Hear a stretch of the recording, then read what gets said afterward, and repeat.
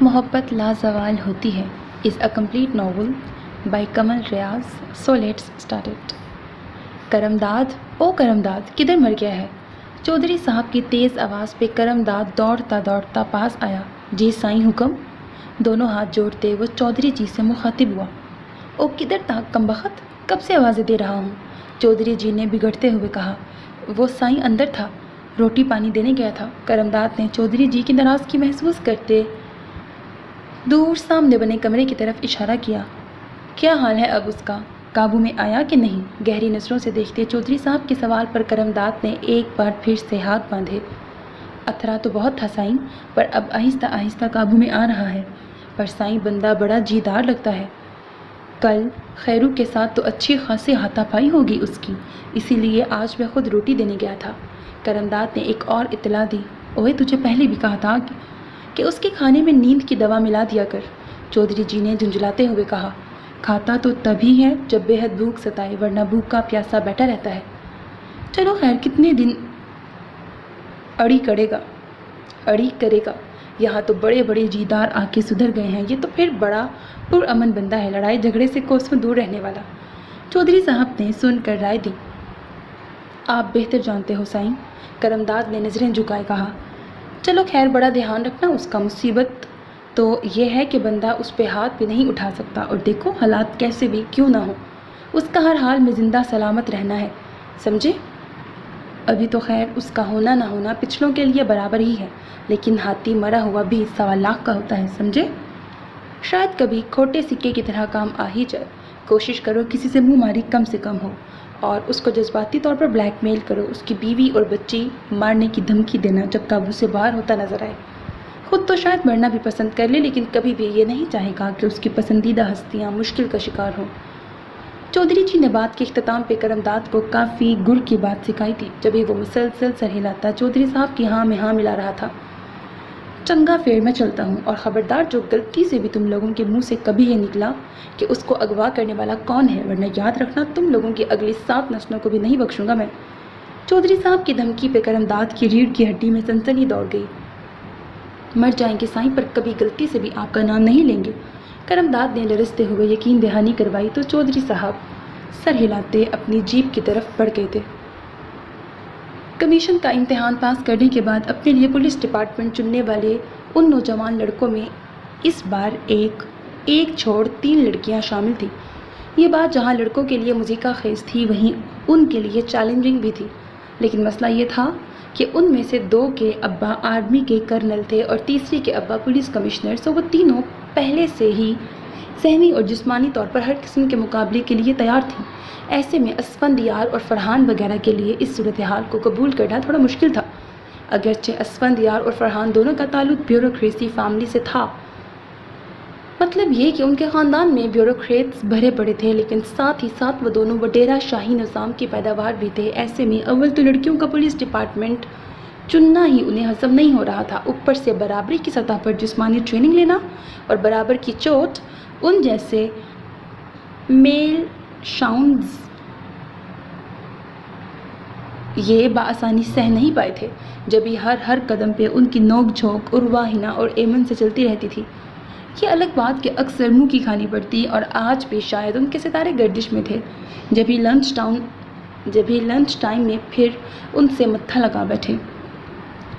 ویسے مس عروہ، آپ کو نہیں لگتا کہ آپ نے غلط ڈپارٹمنٹ چنا ہے؟ ٹریننگ کے چوتھے دن گھما پھرا کے بلا مبالغہ کوئی 20ویں دفعہ یہ سوال کیا گیا تھا۔ یہ الگ بات کہ کل ملا کر تینوں سے پوچھتے تعداد 20 بنی تھی۔ ہنا اور ایمن تو کافی کرارے جواب دیتی تھی، لیکن عروہ خاصی کم گو تھی اور اکثر اس قسم کے فضول سوال انسنے ہی کر دیتی۔ لیکن آج شاید اس کا صبر بھی جواب دے گیا تھا، جبھی ہاتھ میں پکڑا چمچ واپس پلیٹ میں رکھتے کرسی کی پشت سے ٹیک لگائے اس نے جانچتی نظروں سے اسفندیار کو دیکھا۔ مسٹر اسفندیار چودھری، آپ کو کیسے یقین دلایا جائے کہ ڈپارٹمنٹ کی سلیکشن کا فیصلہ درست تھا؟ سخت لہجے میں کہی گئی بات اور عروہ کے انداز۔ اسفندیار نے تپی نگاہ سے اسے گھورا۔ یقین دلانے کی کیا بات ہے؟ یہ تو صاف ظاہر ہے کہ پولیس ڈپارٹمنٹ میں صرف دماغی طور پر حاضر اور لائق فائق ہونا ضروری نہیں، بلکہ جسمانی طاقت اور بہادری کا مظاہرہ بھی اہمیت رکھتا تھا۔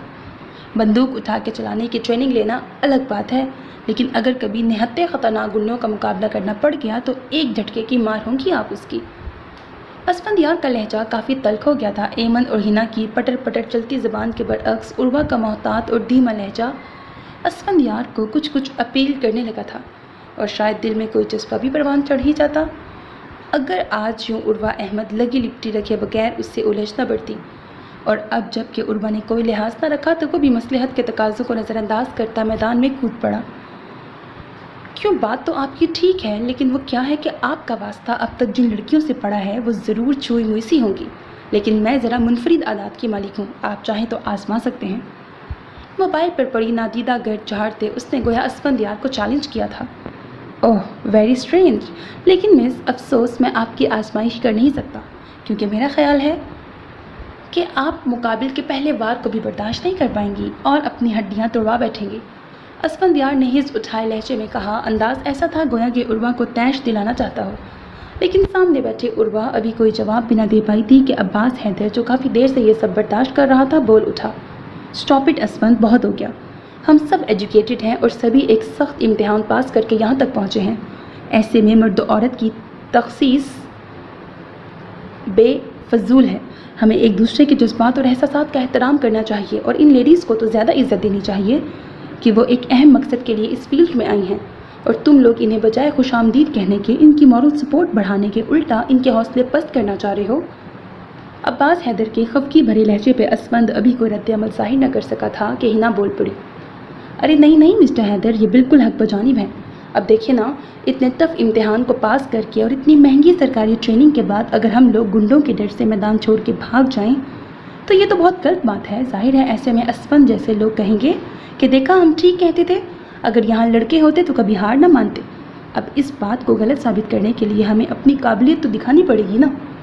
बिल्कुल इसीलिए तो मिस्टर असफंद मैंने आपसे कहा है कि आप आजमाएं, पंजा लड़ाने से लेकर कुश्ती लड़ने तक, जो जिस्मानी ताकत आप आजमाना चाहें। अबरू ऊपर चढ़ाते उर्वा ने भी असफंद को चैलेंज किया। उसके कुश्ती लड़ना कहने पे कहीं दबी दबी मुस्कुराहटें खिली तो बास लोग अब्बास हैदर जैसे भी थे, जिन्होंने रंज और खफकी की मिली जुली कैफियत के साथ उर्वा अहमद को घूरा था। भला लड़कियों को कहाँ सेब देता है इस तरह के अल्फाज, वो भी लड़कों से मुकाबले के लिए कहना। उनकी सोच शायद उनके चेहरों से झलकी थी, जब ही एमन ने बगौर उनके चेहरों पर नज़र दौड़ाते अल्फाज जहन में तरतीब दिए। वेल गाइज, शायद आपको कुश्ती लड़ना का लफ्ज़ नामुनासिब महसूस हुआ हो, लेकिन जिस डिपार्टमेंट का इंतखाब हम लोगों ने किया है वहाँ के मुजरिम इस बात से ना आशना है कि अगर ऑफिसर एक लड़की हो तो उस पर हाथ नहीं उठाना। अब जाहिर है वो खुद को हमारे हवाले करने से तो रहे, और उन्हें पकड़ने के लिए हमें उनसे लड़ाई तो करना ही पड़ेगी, ख्वाह वो किसी भी किस्म की हो।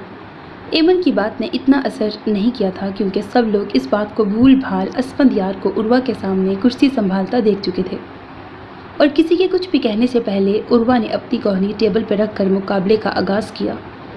असफंद के हाथ ने एक पल को उर्वा का हाथ थामा और दूसरे लम्हे उसे झटका देकर गिराना चाहा, लेकिन ये उसकी भूल थी। असफंद के हाथ की गिरफ्त हल्की पड़ते ही उर्वा ने एक ख़ास जाविये से झटका दिया और असफंदियार चौधरी गोया चारों शाने चित पड़ा था। वो जो डिपार्टमेंट का सबसे सख्त जान ऑफिसर बनकर सामने आने वाला था, यूँ हार गया। गॉड, अनबिलीवेबल, नाकाबिले यकीन, ग्रेट, वाह, क्या बात है। एक साथ कई तौसीफी जुमले उभरे थे जो जहाँ उर्वा के चेहरे पे मुस्कुराहट खिलाने का सबब बने थे, वहीं असफंद के चेहरे के नकूश तन गए थे। Please don't mind mister Asfand, it's just friendly bat. Asfand please नाराज़ मत हो, ये सिर्फ एक दोस्ताना शर्त थी, उर्वा ने असफंद को नरमी से कहा। उर्वा ने शर्त जीत कर साबित किया है कि हम लड़कियां लड़कों से किसी तौर कम नहीं हैं। अब आपको भी ये साबित करना है कि आप इस बात को अना का मसला नहीं बनाएंगे, ख़ास तौर से एक लड़की से हारने को, क्योंकि अगर आप अपने किसी और मेल कुलीग से हारते तो आप शायद इस बात को फील न करते। हिना ने असफंद के बदलते रंग को देखते फ़ौरन से पेशतर मुदाफ़ियाना तदबीर इख्तियार की, और उसकी बात सुनकर असफंदियार के चेहरे पर मुस्कुराहट बिखर गई। मिस हिना, आपने तो फ़रार की सारी कोशिशें मजदूद कर दी, लेकिन खैर बात आपकी बिल्कुल सही है। मैं अपने गुज़िश्ता दिनों के अल्फाज वापस लेता हूँ। वाकई उर्वा ने साबित कर दिया है कि इस डिपार्टमेंट में आने वाली लड़कियाँ عام لڑکیوں سے بہت مختلف ہے، لیکن مجھے ایک بات کی سمجھ نہیں آ رہی کہ یہ ہوا کیسے۔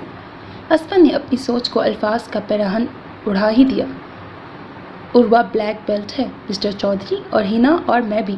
ایمن نے ان سب کی حیرانگی دور کرنی چاہی۔ اچھا، تبھی آپ کشتی لڑنے کی بات بھی اتنے آرام سے کہہ رہی تھی، جیسے لڈو کھیلنے کی دعوت دے رہی ہوں، فرحان نے کھسیانے لہجے میں کہا تو سب کے کہے ابل پڑے۔ اسفا، چندہ تھوڑا سا کھا لو بیٹا، ایسے تو تم خود کو بیمار کر لو گی۔ خدیجہ بیگم نے اپنی آنکھوں میں آئے آنسو اندر اتارتے اسفا کو پکارا۔ امی، بابا رو رو کر لال انگارہ آنکھوں سے پھر سے چشمے پھوٹ بہے۔ نہ میری بچی، یوں رو رو کہ خود کو ہلکان مت کرو، بس اللہ سے دعا کرو کہ تمہارے بابا ٹھیک ہوں اور جلد گھر واپس آ جائیں۔ خدیجہ بیگم نے اسفا کو باہوں میں بھرتے دلاسا دیا۔ کب آئیں گے بابا؟ ایک ماہ ہو گیا ہے انہیں گئے ہوئے، لیکن ابھی تک ان کی کوئی اطلاع نہیں ہے۔ آ جائیں گے بیٹا، انشاءاللہ جلد آ جائیں گے۔ تمہارے تایا ابو اسی سلسلے میں کام کر رہے ہیں نا؟ کل بھی بڑے بھائی صاحب کہہ رہے تھے کہ پولیس میں رپورٹ درج کروائی ہوئی ہے، لیکن وہ خود بھی اپنے کارندوں کے ہمراہ تمہارے بابا کو تلاش کر رہے ہیں۔ جیسے ہی کوئی سراغ ملا وہ ضرور تمہارے بابا تک پہنچ جائیں گے۔ خدیجہ بیگم نے ان کے آنسو پوچھے اور پھر کھانے کی ٹرے اس کے سامنے رکھی۔ چلو شاباش، جلدی سے کھانا کھاؤ، تمہارے بابا آ گئے تو مجھے ناراض ہوں گے کہ میری اتنی پیاری بیٹی کو کیوں اتنا کمزور کر دیا ہے۔ اپنے ہاتھ سے نوالے بنا بنا کے اسفا کے منہ میں ڈالتے وہ محبت اور فکر مندی سے دیکھے گئی۔ آپ کہاں ہیں احمد؟ کوئی سراغ نہیں آپ کا؟ میں کیسے تنہا آپ کی بیٹی کو دشمنوں سے بچا سکتی ہوں، اور دشمن بھی وہ جو کھل کے وار نہیں کر رہے۔ ان نقاب زدہ چہروں میں سے کیسے میں شناخت کر سکتی ہوں آپ کے مجرم کو؟ نہ تاوان کا مطالبہ اور نہ کوئی اور مانگ۔ اپنی سوچوں میں بری طرح گرد وہ احمد حسن کے اچانک غائب ہونے کی وجہ تلاش کر رہی تھی کہ ملازمہ دروازہ بجا کے اندر داخل ہوئی۔ بی بی جی، چھوٹی بیوی کا فون ہے۔ ہاتھ میں پکڑا کارڈ لیس اس نے خدیجہ کی طرف بڑھانا چاہا، لیکن اس سے پہلے ہی اسفا نے پکڑ لیا اور کان سے لگا کے دوسری طرف موجود ہستی سے بات کرنے لگی۔ دوسری طرف اس کی دوست سندس تھی۔ جلد ہی بات چیت ختم کر کے اس نے فون واپس ملازمہ کو تھما دیا۔ کون تھی؟ خدیجہ بیگم نے اسفا کے ستے ہوئے چہرے پہ نظریں جمائے ہوئے کہا۔ سندس تھی، بتا رہی تھی کہ کل سے فرسٹ ایئر کی کلاسز شروع ہو جائیں گی۔ دھیمے لہجے میں اسفا نے خدیجہ بیگم کو بتایا۔ اسے اس دم اپنے بابا بہت شدت سے یاد آئے تھے۔ انہیں کتنا شوق تھا اسفا کو ڈھیر سارا پڑھانے کا، اور اپنے اغوا سے 3 دن پہلے ہی وہ اسفا کا داخلہ قریبی کالج میں کروا کے آئے تھے۔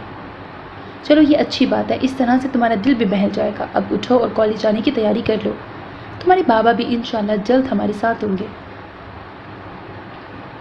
اسفا کو تیار ہونے کا کہتے آخر میں انہوں نے دلاسا دیا اور باہر جانے کے لیے اٹھ کھڑی ہوئی۔ فزیکل ٹریننگ کے بعد اب سائیکولوجیکل ٹریننگ کا آغاز شروع ہو گیا تھا، جس پہ مجرموں سے اگلوانے کے لیے مختلف پوائنٹس بتائے اور سمجھائے جا رہے تھے۔ اس ٹریننگ میں دنیا بھر کی پولیس فورس کے آزمائے ہوئے طریقوں کو اپلائی کیا جا رہا تھا تاکہ مزید بہتر نتائج حاصل ہو سکیں، اور ٹریننگ کے اختتام تک وہ سب لوگ جو لاؤبالی اور کھلنڈرے معلوم ہوتے تھے یکدم ایک ذمہ دار اور فرض شناسی کے جذبے سے سرشار آفیسر بن کر ابھرے تھے۔ اختتامی دن کمشنر صاحب بذات خود تشریف لا کے اور وہاں موجود آفیسرز کو توصیفی کلمات کے ساتھ ان کی اسناد تقسیم کی۔ ساتھ ہی ساتھ انہوں نے اپنی تقریر میں ان سب کو اپنی ذمہ دارانہ سرگرمیوں کو اچھے انداز میں سر انجام دینے پر زور دیا، اور اس بات کا وعدہ لیا کہ وہ سب اپنے فرائض کی انجام دہی میں کسی بھی رکاوٹ کو درخواست نہیں جانیں گے، خواہ اس کے لیے انہیں اپنی جان سے ہی کیوں نہ ہاتھ دھونا پڑے۔ تقریب کا اختتام ہلکی پھلکی ریفریشمنٹ کے ساتھ ہوا اور وہ سب ایک دوسرے کو گڈ لک کہتے الوداع ہونے لگے، کیونکہ وہ سب CSP آفیسرز ہم منصب ضرور تھے، لیکن سب کی تعیناتی پنجاب کے مختلف شہروں میں ہوئی تھی، اور ایسے میں ان کا ملنا ملانا شاید سالوں میں ہوتا، لیکن بہرحال ہر ایک کے پاس آپس میں رابطے کے لیے موبائل کی سہولت موجود تھی، جو نہ صرف آپس میں حال احوال پوچھنے کا ذریعہ تھا بلکہ مختلف کیسز میں ایک دوسرے سے تبادلہ خیال کرنے میں بھی معاون ہوتا۔ نیچے گرلز، منہ میٹھا کیجیے۔ اسفا کو کالج آئے چوتھا روز تھا جب کلاس کے اختتام پر فردن فردن ہر ایک کے سامنے مہا نے مٹھائی کا ڈبہ کیا۔ سندس مہا کی کزن تھی، یوں سندس کے ساتھ اسفا بھی ان کے ساتھ گئی۔ ارے واہ، تمہاری منگنی ہو گئی؟ ریتا نے گلاب جامن اٹھاتے ہوئے پوچھا۔ ارے نہیں یار، ابھی تو ایسا سوچنا بھی بند۔ مجھے ढेर सारा पढ़ना है, फिर इसके बाद जॉब। माँ ने फौरन से पेशतरीदा का ख्याल रद्द कर दिया। तो फिर ये मिठाई किस खुशी में खिला रही हो? सुंदस ने बर्फ़ी का टुकड़ा मुंह में रखते पूछा। वो मेरे बड़े भाई बतौर CSP तैनात हुए हैं हमारे ही शहर में। वाओ! कई लड़कियों के मुंह से बैक वक्त तौसीफी अंदाज में निकला था। सुनो महा, वो क्या है कि मेरी अम्मा FSC के बाद मेरी शादी करना चाह रही है और मुझे ऑफिसर्स बड़े पसंद हैं। आर्मी ऑफिसर्स ना सही, पुलिस ऑफिसर ही सही। तुम अपने भाई के साथ मेरी सेटिंग करवा दो प्लीज़। मोना ने अपने दुपट्टे का कोना उंगली पर मरोड़ते मरोड़ते शर्माने की एक्टिंग करते हुए कहा तो महा ने एक ज़ोरदार धप उसके कंधे पर रिसीव की, जबकि बाकी लड़कियों के कह कहे उबल पड़े। शर्म करो, मैं अब्बास भाई से पूरे 10 बरस छोटी हूँ और इतना ही गैप तुम्हारा भी होगा।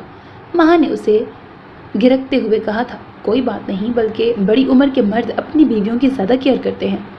मोना के साथ बैठी किंजा ने शरारत से आंखें नचाते हुए कहा, कोई नहीं जी, तुम्हें अगर इतना पता है तो तुम ही बन जाओ महा की भाभी। मैं अपने फैसले से दस्तबरदार होती हूँ। महा की उम्र वाली बात पे शर्म की एक्टिंग छोड़ छाड़ मोना ने फौरन किंजा को रगेदा और उसकी इस बात पे किंजा समेत सब हंस पड़ी थी। तुम लोग मेरी भाभी की फिक्र में हलकान मत हो, इतनी ज़बरदस्त लड़कियां उनके साथ ही ऑफिसर बनी हैं, वो यकीनन उनमें से ही किसी को लाइफ पार्टनर के तौर पे चुनेंगे। महा ने बात के इख्तिताम पे अपने बैग में से एल्बम निकाली जिसमें अब्बास हैदर की ट्रेनिंग के दौरान और इख्तितामी तकरीब की कई तस्वीरें थी और ग्रुप फ़ोटोज़ में हिना, एमन और उर्वा भी अपनी तमाम तरानाइयों के साथ जलवा अफरोज़ थी। पुलिस यूनिफॉर्म में संजीदगी और वक़ार के साथ खड़े तमाम ऑफिसर्स ही एक ख़ास तासुर देखने वाले पर तारी कर रहे थे। दूर यही हाल इन यंग गर्ल्स का भी था, जो एक एक तस्वीर को नहायत गौर से देखते हुए अपने सताइशी तबसरे भी फरमा रहे थे। ऐसे में उम्मे अस्वा ही थी जो खामोशी से उनकी बातें सुनती, धीमी सी मुस्कान होठों पर सजाए उस महफिल में ख़ुद को हाजिर रखने की कोशिश कर रही थी। बहुत बतूनी तो वो पहले भी ना थी, लेकिन उस हादसे के बाद मज़ीद खामोश हो गई थी। शुरू दिन से उसका यही रवैया था। जब भी ग्रुप की बाकी लड़कियों ने इस बात को महसूस न किया था, रही सुंदर तो वो बाकी लड़कियों की मौजूदगी में इस बात को ज़्यादा महसूस न कर पाई थी। शीदा, अस्वा को बुला लाओ खाने पे। खदीजा बेगम ने खाना लगाती शीदा को मुखातिब किया। बड़ी बीबी, मैंने छोटी बीबी जी को पहले ही कह दिया था, वो कपड़े बदल के आ रही हैं। पानी का ग्लास और जग रखते शीदा ने बताया तो खदीजा बेगम सर हिलाती प्लेट में खाना निकालने लगी। ओहो अम्मी, बड़ी भूख लग रही है, आज तो मेरे बगैर ही खाना शुरू कर दिया। अंदर दाखिल होती अस्वा ने उन्हें खाना निकालते देखकर हल्के फुल्के अंदाज में कहा, अरे नहीं बेटा, ये तो मैंने तुम्हारे लिए निकाला है। मैंने सोचा मेरी बेटी कॉलेज से थकी हारी आई होगी, भूख लग रही होगी। थैंक यू अम्मी, लेकिन आप तकलीफ़ मत किया करें, मैं खुद अब निकाल लिया करूँगी। उसने मोहब्बत से जवाब देते प्लेट अपने सामने की। कैसा रहा कॉलेज में दिन तुम्हारा? खदीजा बेगम ने खाना खाते सरसरी लहजे में पूछा। वो रोज़ाना यूं ही उससे सारे दिन की रुदात सुनती थीं और उम्मे अस्वा भी उन्हें तफसीलन हर एक बात बताती। अम्मी, महा के भाई CSP तैनात हुए हैं हमारे शहर में। उम्मे अस्वा ने पुरसोच अंदाज में उन्हें बताया। अच्छी बात है, खदीजा बेगम ने सर हिलाते सरसरी अंदाज में कहा। अम्मी, मैं सोच रही थी कि हम अगर महा के भाई से बाबा के सिलसिले में बात करें तो। अस्वा की बात पर खदीजा बेगम ने झटके से सर ऊपर उठाया और अस्वा को साथ लिए अपने कमरे में आ गई। आपको मैंने मना भी किया था अस्वा कि इस टॉपिक पे अब दोबारा बात मत करना, उन्होंने तंबीही अंदाज में कहा। अम्मी, मैंने किसी से बात नहीं की, अस्वा ने खुफकी भरे लहजे में कहा और उसकी खफकी को खदीजा बेगम ने भी महसूस कर लिया था। बेटा, मैंने आपको मसलहत के तहत ये कहा था कि कॉलेज में अपने किसी दोस्त को बाबा के गायब होने का मत बताना। बेटा, हम लोग इस वक्त दुश्मनों में घिरे हुए हैं, ऐसे में मज़ीद किसी और मुसीबत में पड़ना हमारे लिए मुमकिन नहीं, उन्होंने रसान से समझाना चाहा। मेरे दोस्तों से हमें क्या खतरा है अम्मी? खदीजा बेगम की बात से भी अस्वा की नाराज़गी दूर न हुई थी।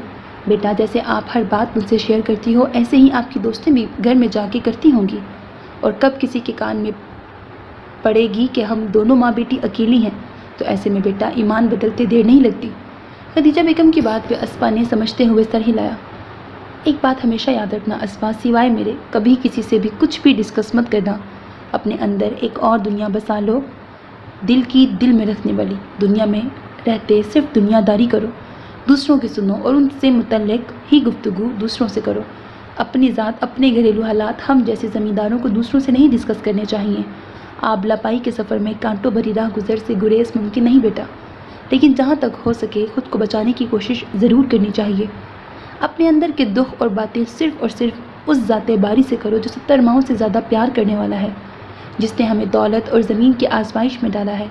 لوگوں کی نظر میں ہماری بے پناہ دولت اور زمینیں باعث رشک ہیں اور اکثر اس کی تمنا کرتے ہیں، لیکن یہ تو کوئی ہم سے پوچھے۔ ہمارے لیے تو یہ سر پہ لٹکی ننگی تلواروں کی مانند ہیں جس کے ہر لمحہ گرنے کا خطرہ رہتا ہے، اور ایسے میں جان کا ہتھیلی پہ رکھنے والا محاورہ ہم جیسوں پہ ہی صادق آتا ہے جو حالت امن میں بھی اندرونی خانہ جنگی کا شکار ہیں۔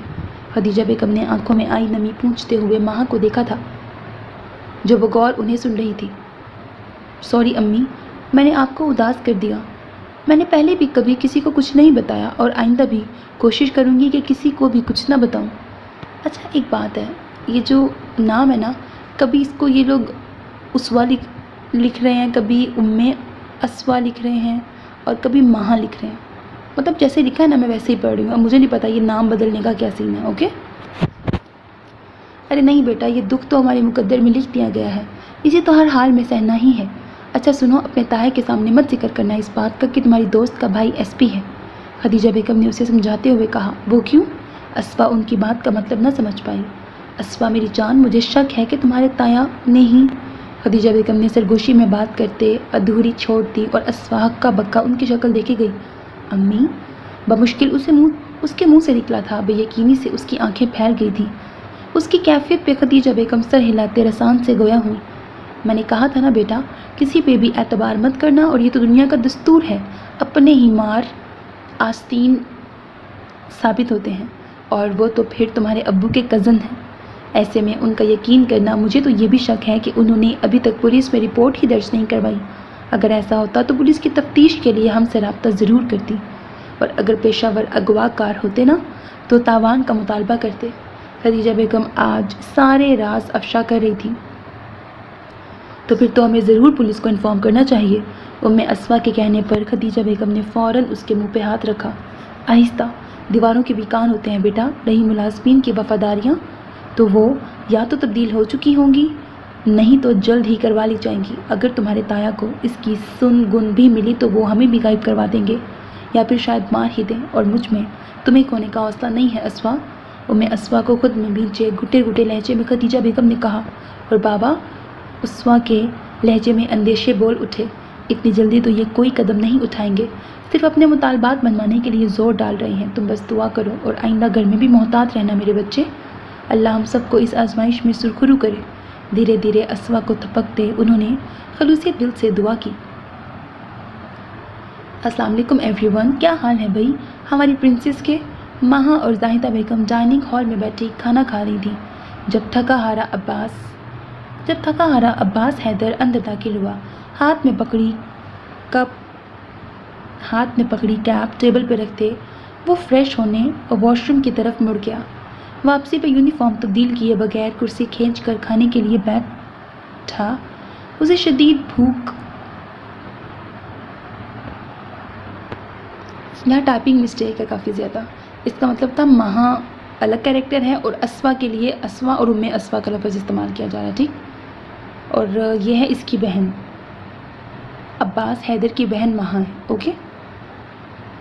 تبھی زاہدہ بیگم نے فوراً اس کے سامنے کھانے کی پلیٹ اور ڈونگا رکھا، سالن نکال کر اس ٹرے میں رکھی چپاتی اور کھانے لگا۔ بھائی آپ نے بسم اللہ تو پڑھی ہی نہیں؟ مہا نے شرارتی انداز میں اسے دیکھا۔ بیٹا جی میں نے دل میں پڑھ لی تھی، محبت سے اسے دیکھتے عباس نے نرمی سے کہا۔ بھائی کو آرام سے کھانا کھانے دو، کوئی سوال جواب نہیں۔ زاہدہ بیگم نے اسے سرزنش کی۔ ماما اب ہمیں بھائی کی شادی کر دینی چاہیے۔ مہا نے بھائی کو محبت سے دیکھتے نئی فرمائش کی۔ یہ دیکھو ابھی تھکا ہارا ایک کیس کی کارروائی مکمل کروا کے آ رہا ہوں، اب تو مزید میرا دماغ مت پکاؤ۔ کھانا ادھورا چھوڑ چھاڑ عباس حیدر دونوں ہاتھ مہا کے سامنے باندھتے گویا معافی کا درخواستگار تھا۔ مہا کی بات بالکل درست ہے عباس، اب تمہیں شادی کر لینی چاہیے، یہی تو عمر ہوتی ہے۔ اب میں مزید تمہاری ایک نہیں سنوں گی، اگر کوئی لڑکی تمہیں پسند ہے تو بتا دو، ورنہ میں خود کوئی پسند کر لوں گی۔ اب تو ماشاءاللہ تمہاری ترقی بھی ہو گئی ہے، اب اس کام میں دیر کیسی؟ زاہدہ بیگم نے گویا اسے دھمکی دی۔ پسند تو خیر آپ نے پہلے سے ہی کی ہوئی ہے، مجھے تو بس رسمی کارروائی کے لیے شامل کر رہی ہیں۔ عباس حیدر نے شرارتی مسکراہٹ کے ساتھ زاہدہ بیگم کو چھیڑا۔ اس کے بعد پھر زاہدہ بیگم نے خوشگوار حیرت سے اسے دیکھا۔ बेटे का पुरसकून चेहरा और मुस्कुराते लब उन्हें असबाती पैगाम दे रहे थे, लेकिन वो आज खुल के बात करना चाह रही थी। इसका मतलब है तुम्हें कोई एतराज़ नहीं अगर मैं हादिया को बहू के तौर पर पसंद कर लूँ तो? ज़ाहिदा बेगम की बात पे अब्बास की आंखों के सामने हादिया का सरापा लहराया। नाजुक खिली खिली रंगत वाली हादिया उसकी मामूज़ात थी और ज़ाहिदा बेगम भतीजी से बेपनाह मोहब्बत करती थी। न जाने कब से उनकी आंखें उसे बहू के रूप में देख रही थीं, लेकिन वो अब्बास के किसी मुकाम पे पहुंचने से पहले भाई से दस्ते सवाल करने के हक में न थी। अब्बास छोटा सा था जब हादिया पैदा हुई। शादी शायद 2-2.5 बरस का, तब से ही उनके दिल में इस ख्वाहिश ने पनपना शुरू कर दिया था। लेकिन फिर हालात ऐसे हुए कि अब्बास के 9 बरस की उम्र में उसके वालिद की वफ़ात हो गई। माँ ने वालिद की वफ़ात के 8 माह बाद जन्म लिया था। बच्चों की परवरिश में इस बात को दिल में दबाए वो अब्बास के कुछ बनने की मुंतज़िर थी, और अब जबकि उनके काबिल बेटे को SP का चार्ज संभाले 6 माह हो चुके थे तो वो अपनी ख्वाहिश की ताबीर पाने के लिए बेचैन थी। मुझे क्यों एतराज़ होगा मामा, किसी न किसी से तो शादी करनी ही है, तो फिर वो क्यों नहीं जो आपकी पसंद है? अब्बास की बात पे ज़ाहिदा बेगम की आंखें नम हो गईं। तुमने मेरा मान रख लिया अब्बास, बस ये याद रखना कि तुमने हादिया को हमेशा खुश रखना है, मुझे कभी तुम्हारे मामू के सामने शर्मिंदा ना होना पड़े। अब्बास के वालिद की वफ़ात के बाद उनके भाई ने बहुत साथ दिया था, और अब जब वो उनसे नया रिश्ता बनाने जा रही थी तो चाहती थी कि अब्बास हैदर भी उनके भाई को शिकायत का मौका न दे और एक अच्छा दामाद बन के दिखाए। उनकी बात पे अब्बास ने धीरे से उनके हाथ को थपका था। आपकी हर बात मेरे लिए हुक्म का दर्जा रखती है अम्मी, आप क्यों परेशान हैं? मैं इंशाल्लाह इस रिश्ते को हर तरह से निभाने की कोशिश करूँगा, ख्वाह आप सास बहू घर में पानीपत का महासी क्यों न खोल लें। लेकिन पहले आप मामू से रिश्ता तो मांगिए, न जाने उनकी क्या सोच हो। शरारत से कहते उसने आखिर में अहम बात की। उसकी बात पे ज़ाहिदा बेगम ने धीरे से सर हिलाया, जबकि माँ ने दमकती आंखों के साथ अपने खूबरू भाई को देखा। कोई बात नहीं भाई, अगर हादिया आप ही ने इनकार कर दिया तो मेरे दोस्तों में से किसी को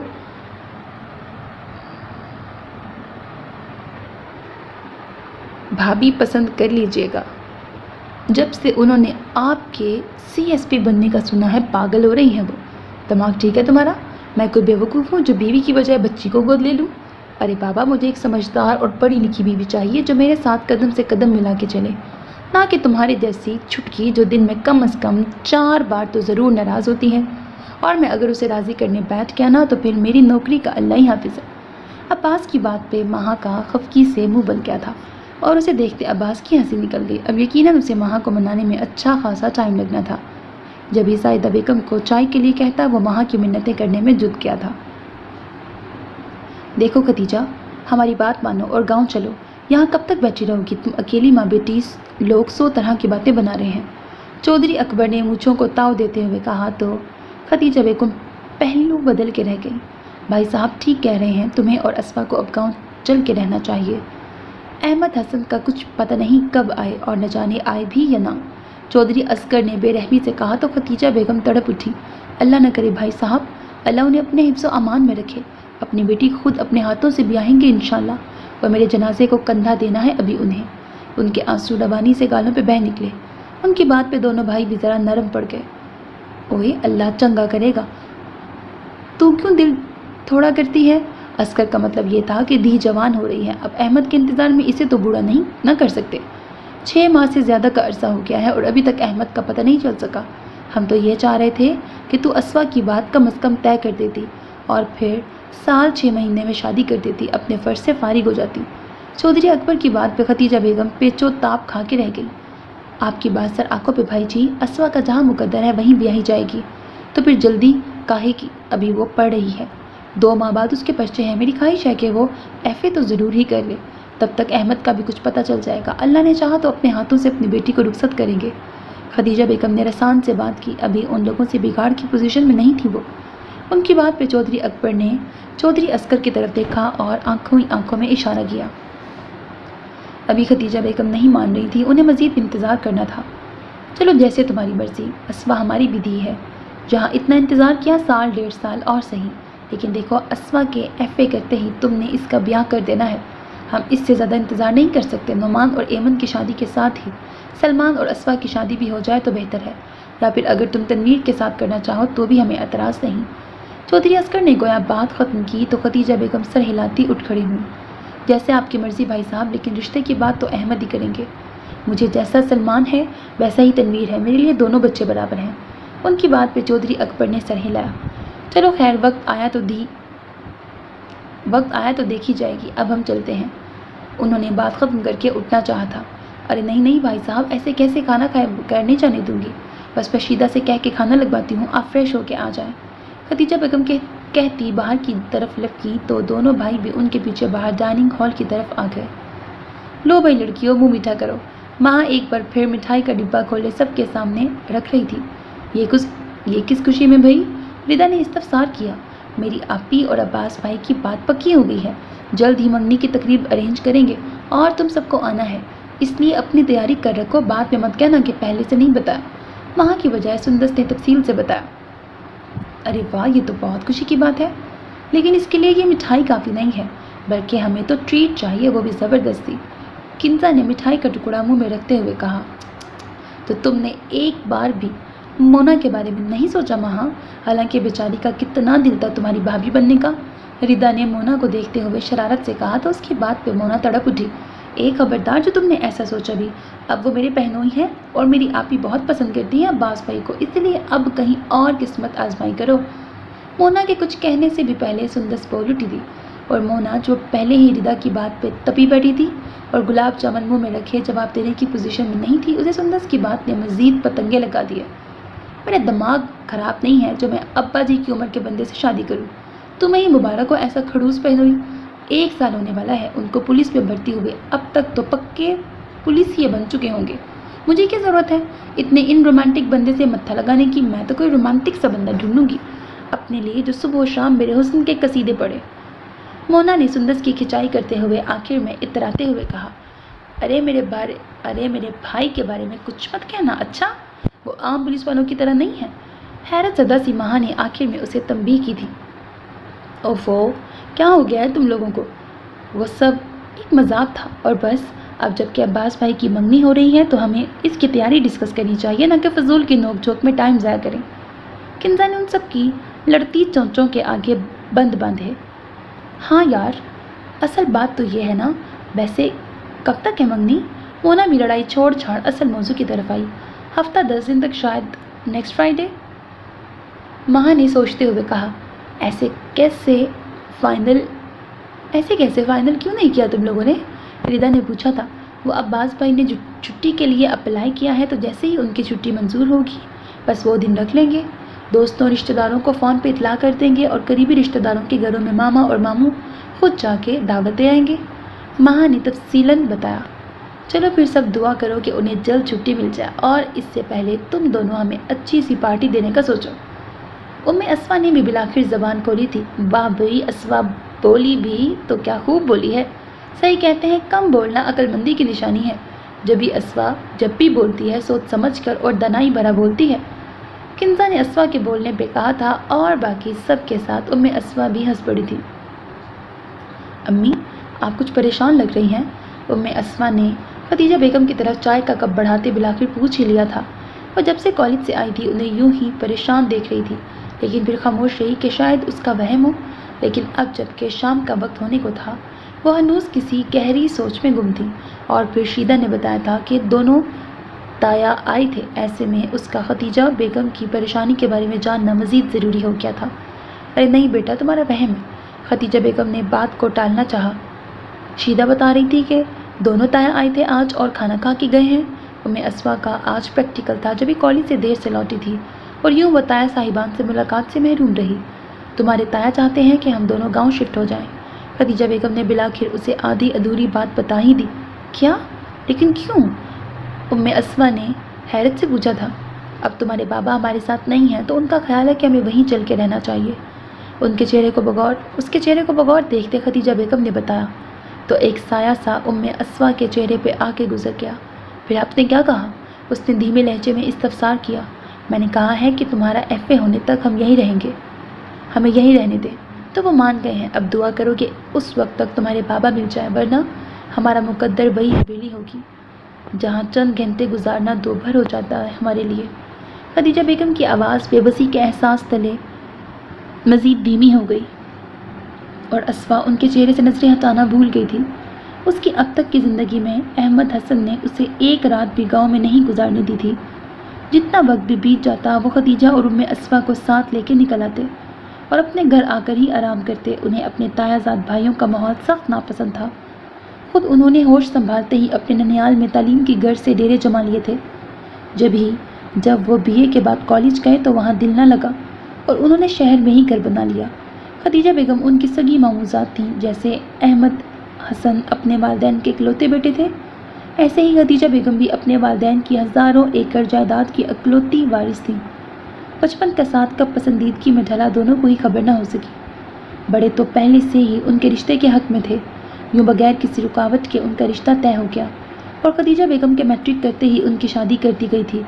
قدرت خدا کی ام اسفا کے بعد ان کے ہاں مزید کوئی اولاد نہ ہوئی اور یوں ام اسفا بھی اپنے والدین کی اکلوتی وارث تھی اور ماں اور باپ دونوں سے ورثے میں ملنے والی بے انداز زمین و جائیداد کی اکلوتی وارث۔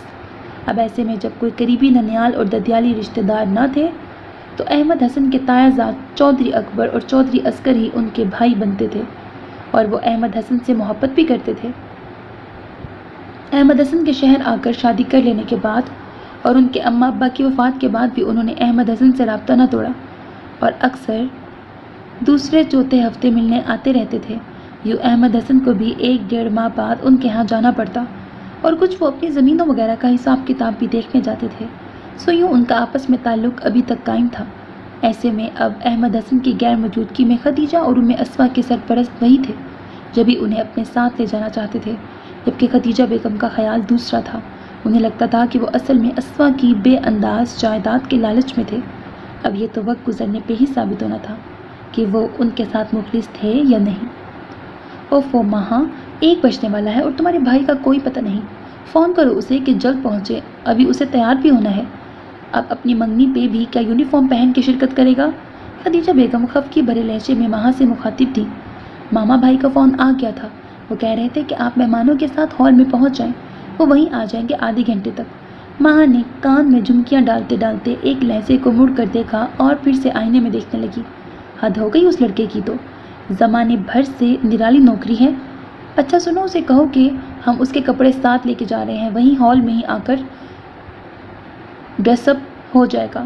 اب کیا پہلے گھر میں آ کر تیار ہوگا، پھر تو ہال پہنچتے پہنچتے ہی نواب صاحب شام کر دیں گے۔ چلو بچیوں، تم سب یہ سامان اپنی نگرانی میں گاڑی میں رکھواؤ، شاباش۔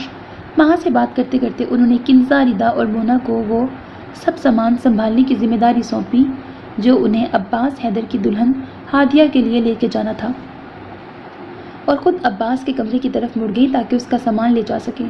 ہادیہ چونکہ سندس کی بہن تھی، اسی لیے سندس نے تو اپنے گھر سے ہی فنکشن میں شریک ہونا تھا، لیکن چونکہ ام اسفا کی سندس سے زیادہ دوستی تھی، اسی لیے وہ بھی ہادیہ کی طرف سے شرکت کر رہی تھی۔ بہت عرصے بعد خدیجہ بیگم اور ام اسفا کسی ایسی گھریلو تقریب میں شریک ہوئی تھی۔ اسفا جو بہت خوش دکھائی دے رہی تھی اور خدیجہ بیگم تھی کہ اسفا کے لیے یہ تبدیلی خوش آئند تھی۔ کچھ گھنٹوں کے لیے ہی صحیح وہ اپنے خول سے باہر تو نکلی تھی۔ لڑکے والے پہنچ گئے تھے اور ان کا استقبال پھولوں کی پتیوں سے کیا گیا تھا۔ ارے واہ، عباس بھائی کی یہ سالی نمبر 2 تو ہم سے پہلے ہی پہنچ گئی ہے۔ کنزا نے ام اسفا کو سندس کے ساتھ پھولوں کی پلیٹ پکڑے دیکھا تو کلکلاتے ہوئے چھیڑا، نمبر 2 یعنی کہ دال میں کالا ہے۔ ردا نے کنزا کی بات اچکی، وہ سب گپ شپ کرتی راستے سے ہٹ کر ایک طرف آ کھڑی ہوئی۔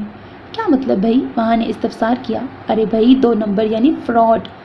اس کا مطلب یہ ہوا کہ یہ اوپر سے تو عباس بھائی کی سالی ہے لیکن اندر سے کچھ اور ہے، کنزا نے کلکلاتے ہوئے کہا تو سندس نے ایک زوردار جھاپ پڑ اسے رسید کیا۔ جی نہیں، جیسے تم چاروں ہادیہ آپی کی نندے ہو، اسی طرح ہم دونوں عباس بھائی کی سالیاں ہیں اور بس۔ سندس کی بات پہ ابھی وہ کوئی کمنٹ نہ دے پائی تھی کہ ویٹر ان سب کو کولڈ ڈرنک سرو کرنے وہیں آ پہنچا۔ سو سب شرافت کے چولے اوڑھے خاموشی سے کولڈ ڈرنک لینے لگی۔ عباس بھائی کہاں ہیں؟ نظر نہیں آ رہے؟ سندس نے ادھر ادھر نظریں دوڑاتے سوال کیا۔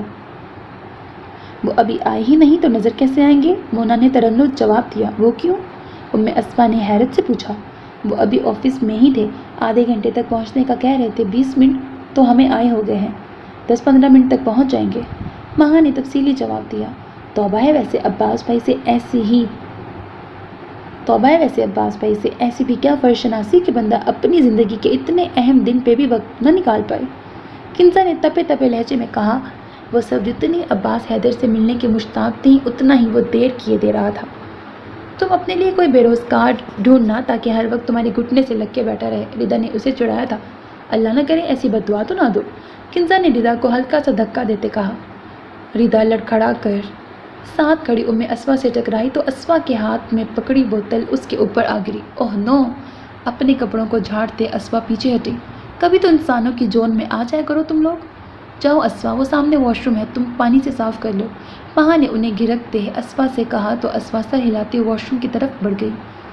वॉशरूम से वापसी पे अचानक उसके कदम पीछे से आती पुकार पर मद्दम पड़ गए थे। एक्सक्यूज़ मी मिस, प्लीज़ ज़रा महा को तो बुला दीजिएगा अगर आप उसे जानती हैं तो, या फिर सुंदस को प्लीज़। अस्वा के मुड़ने तक वह हकीकतन उसके सर पे आ रुका था।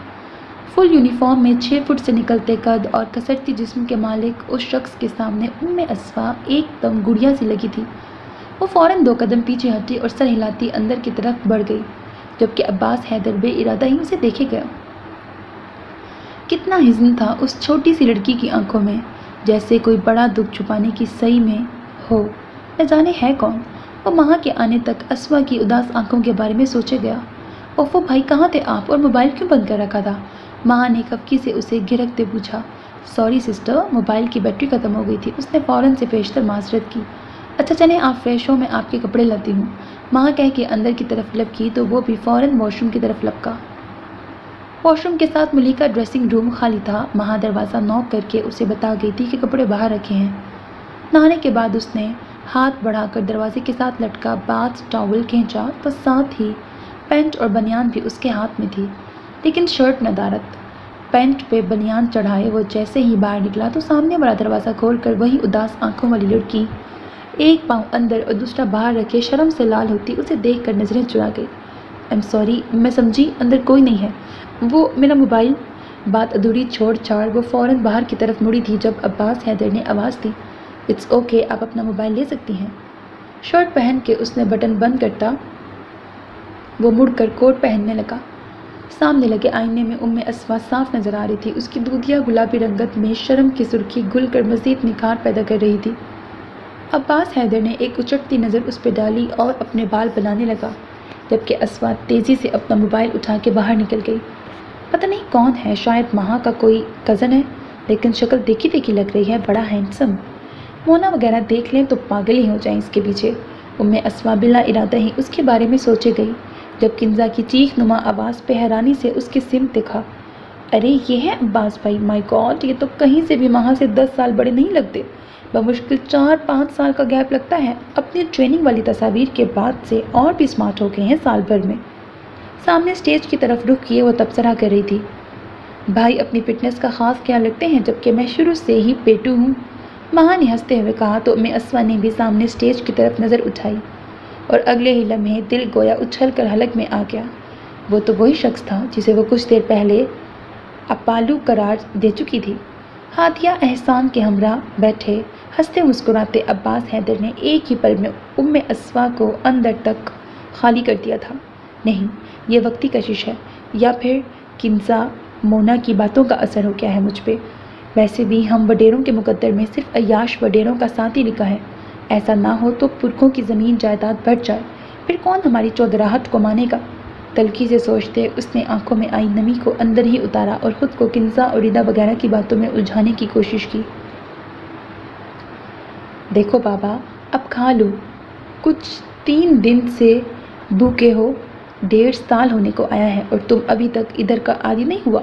1000 बार बोला है कि अब भूल जाओ, वापस जाने का कोई रास्ता नहीं है, कम से कम इस वक्त तक जब तक चौधरी साहब न चाहें। फिर क्यों खुद को हलकान करते हो, अपनी जवानी पे तरस खाओ। करमदाद ने उस बेनाम कैदी को देखते हुए कहा, मैं अब तुम्हारी बातों में नहीं आऊँगा, मुझे तुम सिर्फ ये बताओ क्यों मुझे यहाँ कैद कर रखा है और किसकी इजाज़त से। उसने करमदाद की आंखों में आंखें डालते हुए कहा, ना साईं, हमें ना तो कुछ बताया जाता है और उस पे भी ये धमकी अलग कि कुछ मत बताना। अब देख लो, हमें तो ये तक मालूम नहीं कि तुम्हारा नाम क्या है, बाकी क्या खाक मालूम होगा। करमदाद ने खफकी भरे लहजे में कहा, किसी भी शख्स के मुतल्लिक इतनी राजदारी पहली बार बढ़ती जा रही थी, वरना हर शख्स के बारे में जो भी चौधरी साहब को आंखें दिखाता करमदाद को बताकर उठवा लिया जाता था। लेकिन इस बार मामला दूसरा था। इस दफ़ा कराए के उठाए इस बार कराए के 28 गिरों से उठवाया गया था शायद, लेकिन इससे पहले कि वो मज़ीद बात करता, बाहर से गाड़ी रुकने की आवाज़ पर फ़ौरन बाहर की तरफ लपका। उस शख्स ने दरवाजे की दर्ज से आंख लगाकर सामने देखना चाहा, लेकिन उस तरफ कोई मौजूद न था। कमरे के इकलौते रोशनदान को हसरत से देखते उसने बेबसी से हाथ मले। रोशनदान इतना ऊंचा था कि वहां तक उसकी रसाई न थी। अचानक उसे पिछली तरफ दीवार में बने उस सुराख का ख्याल आया जो उसने कमरे की एक एक ईंट बजाते हुए मिला था। वो फौरन से पेशतर उसकी तरफ लपका और एहतियात से ईंट बाहर खींची, लेकिन अफसोस उस तरफ भी कोई न था। पंजों के बल ऊंचा होते उसने इधर उधर जहां तक मुमकिन था निगाह दौड़ाई। ज़मीन पे गाड़ी के टायरों के निशान ने उसे चौंका दिया। ओह, यकीनन वो शख्स वापसी पे इसी तरफ से गाड़ी निकाल के ले जाएगा। सोचते हुए उसने अपनी निगाहें बाहर के रास्ते पर जमा दी। 4-5 मिनट बाद गाड़ी के दरवाजे खुलने और बंद होने की आवाज़ आई और साथ ही जन की आवाज़ के साथ गाड़ी उसके सामने से गुजरी। लैंड क्रूज़र के फ्रंट सीट पे बैठे शख्स को देखकर वो कुछ लम्हों के लिए गोया साकित हो गया। चौधरी असगर? वो गुमगू की कैफियत में वहीं खड़ा था कि करमदाद दरवाज़ा खोल के अंदर दाखिल हुआ। ओए, तू इधर क्या कर रहा है और ये ईंट क्यों निकाली है? ओए तूने, करमदाद ने घबराए हुए लहजे में कहा। न जाने कौन है, अगर उसे चौधरी साहब का मालूम हो क्या तो समझो मैं तो गया। करमदाद, मैं तुम्हें बताता हूँ कि मैं कौन हूँ। मैं चौधरी अहमद हसन, चौधरी असगर का सगा चचाजाद हूँ, चौधरी हशमत का इकलौता बेटा और चौधरी इनामुल्लाह का इकलौता दामाद। करमदाद का मुंह हैरत से खुला रह गया। चंद लम्हों के लिए तो उससे कुछ बोला ही न गया। साईं आप? दोनों हाथ बांधे वो अब एहतराम से नज़र नीचे किए खड़ा था। बेशक अहमद हसन ने बेशतर वक्त शहर में गुजारा था, लेकिन चौधरी हशमत मरते दम तक गांव में ही रहे थे और वहीं दफन हुए थे। उन्हें अपने गांव तो क्या, आसपास के सारे गांव के लोग जानते थे। पर साईं आपसे क्या दुश्मनी है उनकी? मेरी और मेरी बीवी के साथ साथ हमारी औलाद की बदकिस्मती भी ये है कि वो भी इकलौती है। एक ही बेटी है मेरी ज़ाती और ससुराली जायदाद की इकलौती वारिस। उसका हाथ मांगा था अपने आवारा और नालायक बेटे के लिए चौधरी असगर ने, लेकिन मैंने इनकार कर दिया। इसी की सज़ा है ये। अब ये मेरे पीछे मेरी बीवी को दबाव में लाकर मेरी बच्ची को जिंदान में कैद करने के चक्करों में होगा यकीनन। लेकिन तुम्हें इस सबसे क्या सरोकार? तुम चौधरी असगर के करिंदे हो। जाओ जाके उससे कहो कि मर्द है तो मर्दों की तरह से बात करें। मैं अपनी सारी दौलत और जायदाद उसे लिख कर देने को तैयार हूँ, लेकिन खुदा के लिए मेरी मासूम बच्ची को बख्श दे। मैंने उसे बड़े नाजों से पाला है। उनके माहौल में वो रच बस ना सकेगी और मुरझा जाएगी। आंखों में आई नमी को झटकते उसने तल्खी से कहा, साईं, जैसे वो मेरे बड़े हैं ऐसे आप भी मेरे बड़े हैं। मेरे दादा ने बरसों आपके दादा की खिदमत की है। फिर मेरे बाप ने शहर का रुख किया तो मैं भी वहीं की गलियों में पलने बढ़ने लगा। बाप के बढ़ने के बाद भी काफ़ी अरसा आवारा फिरता रहा। फिर मेरे तायाजाद भाइयों के कहने पर पिछले 2 सालों से चौधरी असगर के साथ हूँ। चोरियों चकारियों में 1-2 बार जेल भी जा चुका हूँ। जब ही चौधरी असगर इन कामों में मुझे मुलविस रखता है। लेकिन साईं, अगर हम दोनों मिलकर एक दूसरे की मदद करें तो दोनों बचकर निकल सकते हैं। अपनी छोटी छोटी आंखों को घुमाते करमदाद ने राज तराना लहजे में कहा। उसे अपना मुस्तकबिल बदलता नजर आ रहा था। क्या मतलब? अहमद हसन ने हैरत से पूछा। मेरे पास दूसरी कोई पनाहगाहें हैं साईं, जहाँ मैं जाकर चौधरी असगर और पुलिस दोनों से बच जाऊँ। अगर आप मुझे वो पनाहगाह देने का वादा करें तो मैं कोशिश करके आपको यहाँ से भगाने की कोशिश करूँगा। करमदाद ने सरगोशी में बात करते हुए कहा, अगर मैंने तुम जैसे करिंदे पाले होते तो आज यहाँ ना होता। ये मेरा शरीफाना तर्ज ज़िंदगी ही था जो मुझे आज ये दिन देखना पड़ रहा है। अगर मैं भी आम बडेरों की तरह होता तो किसी की जुर्रत ना होती कि यूँ मेरे घराने का तमाशा बनाता। दोनों हाथों को आपस में मलते चौधरी अहमद हसन की बेबसी अरूज पे थी। देखो साईं, आजकल यही असूल है, कुछ दो और कुछ लो। आपके पास ताकत न सही, पैसा तो है।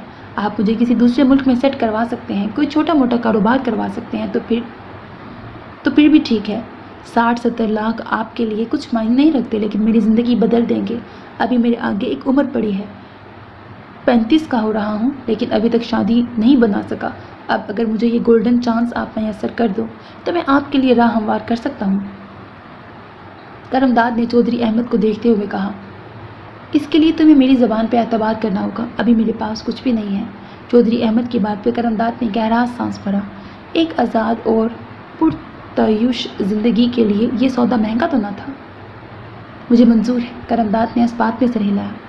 लेकिन ध्यान रखना, ये कोई आसान काम नहीं है। चौधरी अहमद ने उसे तंबीह की। فکر نہ کرے سائیں، میں پورا دھیان رکھوں گا۔ کرمداد نے بات ختم کی اور باہر کی طرف قدم بڑھا دیے۔ دروازے کے پاس کھڑے ہو کے اس نے سامنے دیکھا۔ آس پاس دور دور تک کوئی نہ تھا۔ اس نے گہرا سانس بھرتے دروازے کو تالا لگایا اور کام کا بہانہ بنا کر باہر نکل آیا۔ اب سب سے پہلا کام اسے تالے کی ڈپلیکیٹ چابی بنوانے کا کرنا تھا، اور یقیناً اس کے لیے اسے کسی کی مدد درکار تھی۔ خود اس پہ تو نہ جانے کتنے افراد نگرانی پہ مامور تھے۔ وہ اگر یہ لوگوں کی تعداد نہ جانتا تھا، لیکن نگرانی سے تو واقف تھا نا، جب بھی اس راز دارانہ کام کو مزید رازداری سے سر انجام دینا چاہتا تھا، اور اس کے لیے اسے کم از کم 3 سے 4 ماہ کا عرصہ درکار تھا۔ چودھری اصغر کی یہ خفیہ جیل فرار کے لفظ سے نا آشنا تھی، اور اس کا حوصلہ صرف اور صرف کرمداد ہی کر سکتا تھا، جو یہاں کا دادا تصور کیا جاتا تھا۔ فرسٹ ایئر کے ایگزامز کے بعد ان سب نے سیکنڈ ایئر کی تیاری کے لیے اکیڈمی جوائن کر لی تھی، اور اب جب کہ سیکنڈ ایئر کے داخلہ ٹیسٹ شروع تھے تو وہ سب شوخیاں چھوڑ چھاڑ سنجیدگی سے پڑھائی کی طرف متوجہ تھیں۔ فرسٹ ایئر کی طرح سیکنڈ ایئر بھی اچھے نمبروں سے پاس کرنے کا عزم لیے ہوئے تھی۔ داخلہ ٹیسٹ کے کچھ دنوں بعد ہی ان سب کو تیاری کے لیے فری کر دیا گیا تھا، اور یوں وہ سب گھروں میں بیٹھی دن رات تیاری میں جٹی ہوئی تھی۔ اسما بیٹا، کچھ دیر آرام کر لو پھر پڑھ لینا، خدیجہ بیگم نے اسے مسلسل کئی گھنٹوں سے پڑھتے دیکھ کے کہا۔ بس امی تھوڑی دیر اور، پھر اٹھنے لگی ہوں، اسما نے نرمی سے کہہ کر دوبارہ خود کو کتاب کی طرف متوجہ کر لیا۔ یا اللہ، میری اس بچی کی مدد فرمائی مولا، اسے دینی اور دنیاوی ہر امتحان میں کامیاب کرنا، آمین۔ اسما کے امتحانات تک خدیجہ بیگم کے لبوں پر ایک ہی دعا تھی۔ آخری پیپر دے کر جب وہ گھر آئی تو چھوٹے تایا انہیں لینے آ پہنچے تھے۔ بیگ میں اپنے اپنے چند جوڑے اور ضرورت کی چند چیزیں لیے دونوں ماں بیٹی گاؤں آ گئیں۔ اگرچہ پریکٹیکل کے لیے اسما کو ابھی جانا تھا، لیکن بقول چودھری اصغر ایک ہی دن کی تو بات ہے، گاؤں سے ہی آگے دے جائے گی، اور یوں ان کے پاس کہنے کو کچھ بھی نہ بچا تھا۔ اشفاق حسین یونیفارم کیپ سر پہ جماتے، ریوالور پیٹی میں رکھتے اس نے زوردار آواز میں کہا تو سلیوٹ مارتا اشفاق حسین فوراً حاضر ہوا۔ جی سر، گاڑی تیار کرواؤ، ایک جگہ ریڈ کے لیے جانا ہے۔ اشفاق حسین کو حکم دیتا وہ سامنے پڑی فائل پہ آخری نظر ڈال کے اسے دراز میں رکھنے لگا۔ کتنی گاڑیاں سر جی؟ اشفاق حسین نے جانے سے پہلے پوچھا۔ 3 اور جلدی، اگلے 30 منٹ میں ہمیں وہاں پہنچنا ہے۔ اس کے کہنے پر اشفاق حسین سلیوٹ مار کر جی سر کہتا باہر نکل گیا۔ سر جی، گاڑیاں تیار ہیں۔ 5 منٹ بعد اشفاق حسین نے اطلاع دی تو وہ سر ہلاتا اس کے ہمراہ ہو لیا۔ اس کی گاڑی میں بیٹھتے ہی تمام گاڑیاں حرکت میں آ گئیں اور آگے پیچھے تیزی سے محو سفر ہوئی۔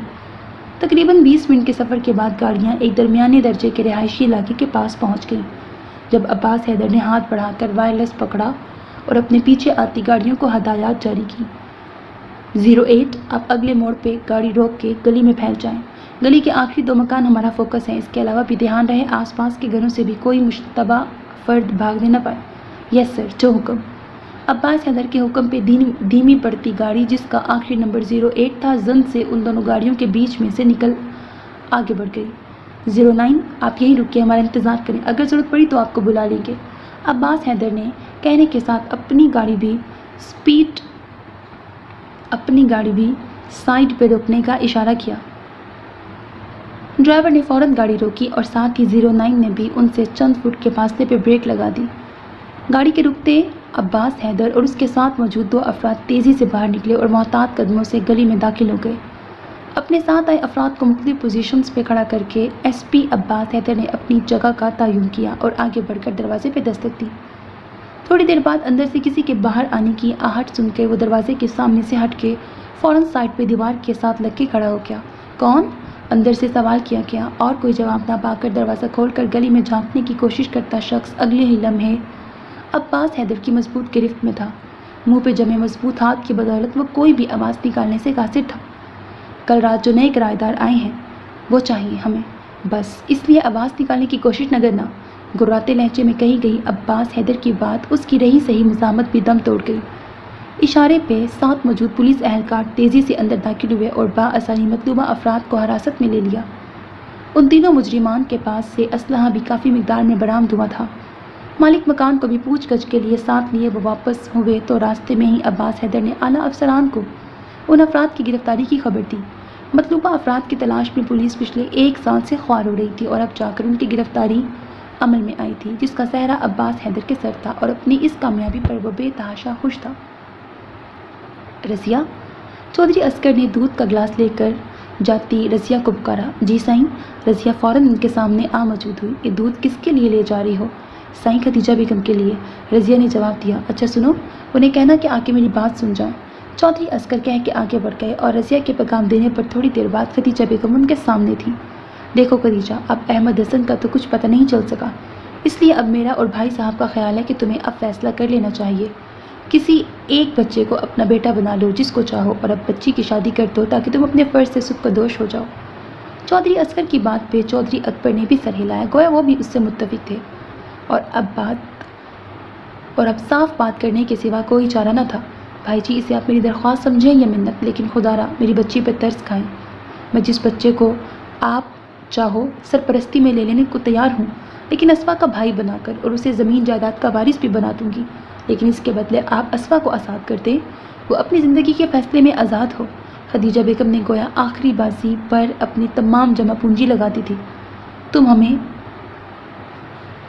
برادری میں ذلیل کروانا چاہتی ہو؟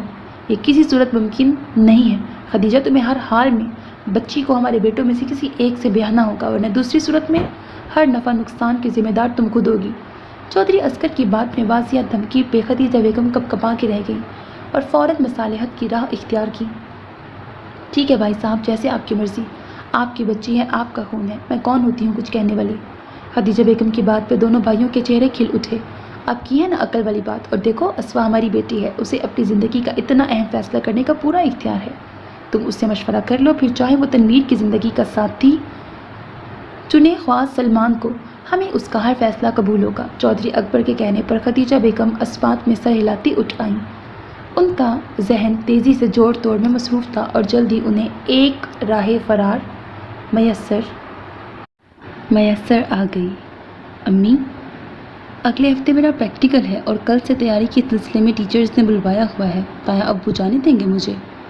اسوا نے گہری سوچوں میں ڈوبے ماں سے سوال کیا تو خدیجہ بیگم کی پرسوچ نگاہیں اس کے چہرے پہ ٹک گئیں۔ اسوا، میری بات غور سے سنو، خدیجہ بیگم نے ادھر ادھر دیکھتے ہوئے دھیمی آواز میں کہا۔ وہ دونوں ماں بیٹی اس وقت حویلی کے دالان میں بیٹھی چائے پی رہی تھیں اور آس پاس کوئی نہ تھا۔ مرد حضرات اپنی روزمرہ مصروفیات میں گھرے گھر سے باہر تھے۔ ایمن اپنی ماں کے ساتھ ننیال گئی ہوئی تھی، رہی سمینہ بھابھی تو وہ اپنی نگرانی میں کھانا پکوا رہی تھی، اور اس سے سنہری موقع ان ماں بیٹی کو میسر نہ آتا بات کرنے کو۔ ان کے انداز پہ اسوا نے استفساریہ انداز میں انہیں دیکھا۔ اسوا، حالات اس نہج پہ آ پہنچے ہیں کہ اب ہمیں کوئی حتمی فیصلہ کر لینا چاہیے۔ تمہارے تایا چاہتے ہیں کہ تمہاری شادی سلمان یا تنویر میں سے کسی ایک سے کر دی جائے۔ خدیجہ بیگم کے کہنے پر اسوا سکتے کسی کیفیت میں آ گئی۔ میں نے پوری کوشش کی ہے کہ تمہارے تایا اس شرط کو چھوڑ دیں، لیکن وہ کسی صورت اس کے لیے آمادہ نہیں ہیں، اور یہ سب کچھ صرف زمینوں کے لیے کر رہے ہیں، اور زمیندار زمینوں سے کتنی محبت کرتے ہیں تمہیں اچھی طرح پتہ ہے۔ تمہارے تایا نے بات نہ ماننے کے چکر میں ہر قسم کے نفع نقصان سے خود کو بری ذمہ قرار دیا ہے، اور اس کا دوسرے لفظوں میں مطلب یہ ہے کہ وہ ہمیں کسی بڑے نقصان سے دوچار کر سکتے ہیں۔ تمہیں تو وہ کچھ نہیں کہیں گے، لیکن مجھے یقین ہے کہ کسی روز میرے کھانے میں زہر ملا کے مجھے راستے سے ہٹا دیا جائے گا، اور پھر تم ان کے لیے کچھ مشکل نہ کھڑی کر سکو گی۔ خدیجہ بیگم کے کہنے پہ اسوا نے تڑپ کے انہیں دیکھا۔ نہیں امی، بابا کے بعد اب مجھے آپ کو کسی صورت نہیں کھونا۔ آپ تایا ابو سے کہیں مجھے ان کا ہر فیصلہ منظور ہے، شاید اس ذریعے بابا بھی ہمیں واپس مل جائیں۔ اسوا کے کہنے پہ خدیجہ بیگم نے فخر اور خوشی کی ملی جلی کیفیت میں اسے دیکھا۔ ان کی بیٹی اپنے ماں باپ سے اتنی محبت کرتی تھی کہ ان کی خاطر اپنی ساری زندگی داؤ پر لگانے کو تیار تھی۔ انہوں نے اسوا کا چہرہ دونوں ہاتھوں میں تھام کے اس کے ماتھے پہ بوسہ دیا اور دھیرے سے اس کا گال تھپ تھپا کے مسکرائیں۔ میں نے یہ سب تمہیں اس لیے نہیں بتایا بیٹا کہ تم خود کو پابند سلاسل کر لو۔ میری بات غور سے سنو اسوا، تم صرف پریکٹیکل والے دن کالج جاؤ گی۔ بات کرتے کرتے خدیجہ بیگم کی آواز مزید دھیمی ہو گئی، اور ان کی بات سنتے سنتے کبھی اسوا نفی میں سر ہلانے لگی اور کبھی اسباتی انداز میں، لیکن بالآخر خدیجہ بیگم نے اسے اپنی بات ماننے پر مجبور کر دیا تھا۔ اب انہیں طے شدہ دن کا انتظار تھا۔ بھائی کہاں ہیں آپ؟ وہاں کمرے کا دروازہ نوک کرتی اندر آئی اور کمرے میں عباس حیدر کو موجود نہ پا کر آواز دی۔ और फिर बालकनी का दरवाज़ा खुला पाकर उधर ही आ गई जहाँ अब्बास हैदर दोनों कोहनियाँ रेलिंग पे टिकाए सामने सड़क पर नजरें जमाए खड़ा था। आहट पे मुड़ के महा को देखा तो धीमे से मुस्कुरा दिया। भाई अगर आप फारिग हैं तो मुझे और मामा को मामू के यहाँ ले चलें। महा के कहने पर उसने हाथ मोड़कर घड़ी पर टाइम देखा। ड्यूटी से वापसी पे ये घंटा अब जिम जाने का था, मगर महा की फरमाइश। खैरियत, आज क्या ख़ास बात है भाई? उसने इस्तफसार किया। कल शब बारात है ना, तो इसलिए हाथिया अभी कुछ चीज़ें देने जानी है। महा के कहने पर उसने हैरत से महा को देखा। क्यों भाई, हाथिया क्या शब बारात पे खाने पीने का स्टॉल लगाने लगी है? अब्बास हैदर की बात पे महा खिलखिला के हंस पड़ी। अरे नहीं भाई, ये दरअसल रस्म होती है। मंगनी के बाद ख़ास मौके पे लड़के वाले लड़की के लिए चूड़ियाँ कपड़े वगैरह लेके जाते हैं। महा ने मुदब्बराना अंदाज में समझाना चाहा तो अब्बास हैदर ने कंधे उचकाए। जो मर्जी आए रवाज बना लेते हैं हमारे मुल्क में, हालांकि इस्लाम में तो ऐसी कोई रस्म नहीं है। अब्बास की बात पे महा ने शरारत से सर उठाया। आप खर्चे की वजह से कह रहे हैं, बताऊंगी मैं हादिया आपी को। महा की बात पे अब्बास का कहा बेसाख्ता था। तुम्हारी हादिया आपी DIG हैं जो मुझे डरावे दे रही हो? खैर खर्चे की बात नहीं, मैं तो ऐसे ही कह रहा था। अब्बास ने महा के अंदाज में कहते हुए बात ख़त्म की। चलिए तो फिर हमें छोड़ आए, पहले ही काफ़ी टाइम हो गया है। महा के कहने पे उसने इस बात में सर हिलाया। ओके तुम चलो, मैं आ रहा हूँ। बालों में ब्रश करता गाड़ी की चाबी उठाए वो बाहर निकल आया। नीचे आया तो महा और मामा तैयार खड़ी थी। तुम भी चलो ना अब्बास, मामा ने उसे भी साथ चलने को कहा। नहीं मामा, मुझे अभी जिम जाना है, उसके बाद एक दोस्त की तरफ जाना है, काफ़ी अरसे बाद उससे मुलाकात होगी। अब्बास के कहने पे उन्होंने खफकी से उसे घूरा। कभी तो थोड़ा टाइम हमें भी दे दिया करो, हर वक्त भाग दौड़ मसरूफियत। उन्होंने गिला किया तो अब्बास ने मोहब्बत भरे अंदाज में उन्हें दोनों कंधों से थाम लिया। मामा अब ऐसे तो ना कहें, जब भी टाइम मिलता है आपके पास ही होता हूँ, उसने मोहब्बत से कहा।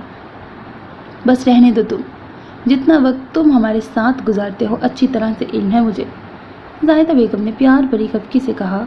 तो उससे पहले कि अब्बास कुछ बोल पाता महा फ़ौरन बीच में कूद पड़ी। ओहो मामा बस करें, अब ना तो भाई मानेंगे ना ही आप भी फ़ायदा। ऐसा ना हो कि मामू के घर जाने का प्रोग्राम कैंसिल हो जाए। महा की याद दिलवाने पर ज़ाहिदा बेगम भी सर हिलाती चादर ओढ़ने लगी। अरे हाँ चलो अब्बास, हमें जल्दी से छोड़ आओ, वापसी पे भाई खुद छोड़ जाएंगे, और अगर कोई इंतज़ाम ना हुआ तो तुम्हें कॉल कर दूंगी, ठीक? उनके कहने पर अब्बास ने इस बात में सर हिलाया। अगर मामू घर ना हुए या कोई और मसला हुआ तो फ़ोन कर दीजिएगा, मैं पिक कर लूँगा। गाड़ी का दरवाज़ा खोलते उसने कहा तो ज़ाहिदा बेगम सर हिलाती गाड़ी में बैठ गई, जबकि महा पहले से ही बैठ चुकी थी। अब्बास ने अपनी सीट संभालते गाड़ी स्टार्ट की और चौकीदार के पहले से वाक किए दरवाजे में से जंद से गाड़ी निकाल ले गया। अस्सलाम वालेकुम ताया जी। कॉलेज यूनिफॉर्म में तैयार खड़ी उम्मे अस्वा ने अंदर दाखिल होते चौधरी अकबर को सलाम किया। वालेकुम सलाम, कहाँ की तैयारी है? उन्होंने अचंभे से उसे देखा और उम्मे अस्वा को गेट तक खुदा हाफिज़ कहने आई हुई खतीजा बेगम ने जल्दी से आगे बढ़ के उन्हें मुतमईन करना चाहा। वो भाई जी, अस्वा का आज प्रैक्टिकल है ना, आपको पता तो है, बस 2 घंटे का पर्चा है, फिर उसके बाद सीधी घर और मेरी बच्ची FSC कर लेगी। और भाई जी मैंने अस्वा से पूछ लिया है, जाओ अस्वा तुम देर हो रही है। उन्होंने जल्दी जल्दी बात करते आखिर में चौधरी अकबर के मतलब की बात करके उनका ध्यान हटाया और अस्वा को तेज़ी से बाहर खड़ी गाड़ी में बैठने का इशारा किया, जो उनके कहने पे ड्राइवर बाहर निकाले खड़ा था। तो क्या कहा फिर अस्वा ने? चौधरी अकबर बेध्यानी में अस्वा की तरफ देखते खदीजा बेगम की तरफ मतवज्जा हुए। उसने कहा है जो आपको मुनासिब लगे उसे वही फ़ैसला मंजूर होगा जो आप दोनों भाइयों की बाहिमी मशवरे से होगा। चलो फिर आज अस्कर आता है तो फाइनल बात करते हैं, और फिर ब्याह की तैयारी करो तुम लोग। इन कुड़ियों के तो हज़ारों बखेड़े होते हैं, अच्छा है वक्त पे सब तैयार हो। चौधरी अकबर कहते अंदर की तरफ बढ़ गए और खदीजा बेगम आँख में आई नमी गैर महसूस अंदाज में साफ करती अपने कमरे की तरफ बढ़ गई। उनके लब मुसलसल विर्द कर रहे थे और दिल एक अनजाने खदशे के तहत मामूल से हट के धड़क रहा था। या अल्लाह मेरी बच्ची की हिफाजत फरमाई मौला। उन्होंने अंदरूनी खल्फशार से नजरें चुरा कर दुआ की और बेचैनी से कमरे के चक्कर काटने लगी। माँ प्लीज़, मुझे तुमसे एक ज़रूरी बात करनी है। माँ जैसे ही कॉलेज में दाखिल हुई उम्मे अस्वा ने बगैर सलाम दुआ के उसका हाथ पकड़ा और तेज़ी से दरख्तों की कितार के पीछे ले गई, जहाँ वो पहली निगाह में किसी को नज़र नहीं आ सकती थी। खैरियत उम्मे अस्वा, ऐसी क्या आफताब आन पड़ी जो तुम यूँ बगैर सलाम दुआ के, और बाकी सब कहाँ हैं? माँ ने हैरत से उसे देखा। मैं अभी थोड़ी देर पहले ही आई हूँ और तुम्हारा यहीं खड़े होकर इंतज़ार शुरू कर दिया। اسما نے اس کے سوالوں کے جواب دیے۔ ماں، میں تم سے ایک دوست کی حیثیت سے اگر مدد مانگوں تو کیا تم میری مدد کرو گی؟ اسما کے غیر متوقع سوال پہ ماں نے اچنبھے سے اسے دیکھا۔ ہاں ضرور، اگر میرے لیے ممکن ہوا تو ہر طرح سے تمہاری مدد کروں گی انشاءاللہ۔ کیا آج پریکٹیکل کی تیاری نہیں تمہاری؟ ماں کے جواب پہ اسما دھیرے سے مسکرائی۔ یہ تو ایک عام سا پریکٹیکل ہے ماں، جبکہ مجھے اپنے ایک اور امتحان میں تمہاری مدد چاہیے، زندگی کے امتحان میں۔ اسما کے جواب پہ ماں ناسمجھی کی کیفیت میں اسے دیکھے گئی، اور ماں کے کچھ نہ پوچھنے پہ اسما نے خود ہی اسے دھیرے دھیرے تمام احوال کہہ سنائے، اور اس کی باتیں سن کے ماں گویا سکتے کسی کیفیت میں آ گئی۔ او مائی گاڈ، تم پچھلے 2 سال سے یہ اذیت سہ رہی ہو اور ہمیں بتانا تک گوارا نہ کیا؟ ماں بے ساختہ چیخی۔ دودھ کا جلا چھاچھ بھی پھونک پھونک کے پیتا ہے ماں، ہمیں جب اپنوں کا ہی یقین نہیں تھا تو پھر کسی اور پہ کیا بھروسہ کرتے؟ اور پھر ہماری نئی نئی دوستی تھی، میں کیسے کسی پہ اعتبار کر لیتی؟ آنکھوں میں آئی نمی جھٹکتے ہوئے اسما نے جواب دیا تو ماں سر ہلا کے رہ گئی۔ چلو خیر کوئی بات نہیں، اب یہ بتاؤ مجھ سے کس قسم کی مدد چاہتی ہو؟ ماں نے کہا تو اسما نے ایک لمحے کا توقف کیا۔ ماں، تمہارے بھائی پولیس میں ہیں، اگر وہ میری کوئی مدد کر سکیں، لیکن یہ سب کچھ آف دی ریکارڈ ہوگا، کیونکہ اگر میرے تایا کو بھنک بھی پڑ گئی تو آئی جی تو کیا وہ بڑے سے بڑے آفیسر کے ذریعے سے تمہارے بھائی کو پریشرائز کر سکتے ہیں، لیکن اگر میں کچھ عرصے تک تمہارے گھر میں روپ ہوش ہو جاؤں تو کسی کو بھی شک نہیں گزرے گا۔ میری اور تمہاری دوستی کے بارے میں کوئی نہیں جانتا، اور اگر ایسا ہو بھی گیا تو بھی تمہارے بھائی کچھ تو معاملہ سنبھال ہی لیں گے۔ اسما نے کہا تو ماں نے گہرا سانس بھرا۔ مجھے تو بظاہر اس میں کوئی قباحت نظر نہیں آ رہی تھی، لیکن مجھے یہ سب بھائی سے پوچھنا پڑے گا، شاید وہ ہمیں کوئی بہتر مشورہ دے سکیں۔ ماں کے کہنے پہ اسما نے سنجیدگی سے اسے ایک نظر دیکھا۔ ماں، تمہیں یقین ہے نا کہ تمہارے بھائی عام پولیس آفیسرز کی طرح نہیں ہیں؟ ایسا نہ ہو کہ میرے تایا کے دباؤ میں آ کے وہ مجھے تایا کو واپس دے دیں۔ اگر ایسا ہوا تو یقین کرو وہ ایک لمحہ نہیں لگائیں گے مجھے قتل کرنے میں، کیونکہ ایک معقول وجہ ان کے ہاتھ آ جائے گی۔ اسما نے خوف زدہ لہجے میں کہا۔ ارے نہیں اسما، ایسا بالکل نہیں ہوگا، میں تمہاری کیفیت سمجھ سکتی ہوں، لیکن تم اطمینان رکھو، میرے بھائی ایک بہت ایماندار آفیسر ہیں، اور پھر میرے حوالے سے تم انہیں بھی عزیز ہوگی۔ ماں کے تسلی دینے پہ اسما کچھ پرسکون ہو گئی۔ تھوڑی دیر میں سندس، ردا اور کنزا بھی آ گئیں تو وہ سب باتوں میں مشغول ہو گئیں۔ پریکٹیکل کے اختتام پر ردا اور کنزا تو اپنی وین پہ چلی گئیں، جبکہ سندس ماں کے گھر جانے کا پروگرام بنائے بیٹھی تھی۔ ماں ان دونوں کو باتوں میں مشغول چھوڑ کر باہر گئی، اور تھوڑی دیر بعد جب اس کی واپسی ہوئی تو ہاتھ میں مکئی کے بھٹے تھے جو اس نے ایک ایک ان دونوں کو پکڑا دیا۔ سندس پلیز ذرا کینٹین سے بوتلیں تو پکڑنا، ماں نے سندس سے کہا تو وہ سر ہلاتی اٹھ کھڑی ہوئی۔ سندس کے جاتے ہی ماں نے تیزی سے اپنے بیگ سے اپنی چادر نکال کر اسما کو تھمائی۔ باہر کالے رنگ کی گاڑی کھڑی ہے، پولیس ہوٹر والی، یہ چادر اوڑھو اور بھائی کو جا کے ساری بات بتاؤ۔ میں نے انہیں بتایا تو وہ کہنے لگے کہ وہ تم سے بھی کچھ سوال جواب کرنا چاہتے ہیں، وہ خود ہی تمہیں بتائیں گے کہ آگے کیا کرنا ہے۔ میں سندس کے ساتھ رکشے میں گھر چلی جاؤں گی، جلدی کرو سندس آنے والی ہوگی۔ ماں کے تیزی سے کہنے پر وہ جلدی چادر اوڑھتی باہر نکل آئی، جہاں عباس حیدر گاڑی کا دروازہ کھولے اس کا منتظر تھا۔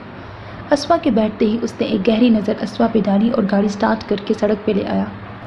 جی مس، مجھے ماں نے آپ کے بارے میں بتایا ہے، لیکن میں آپ سے بھی سب جاننا چاہوں گا۔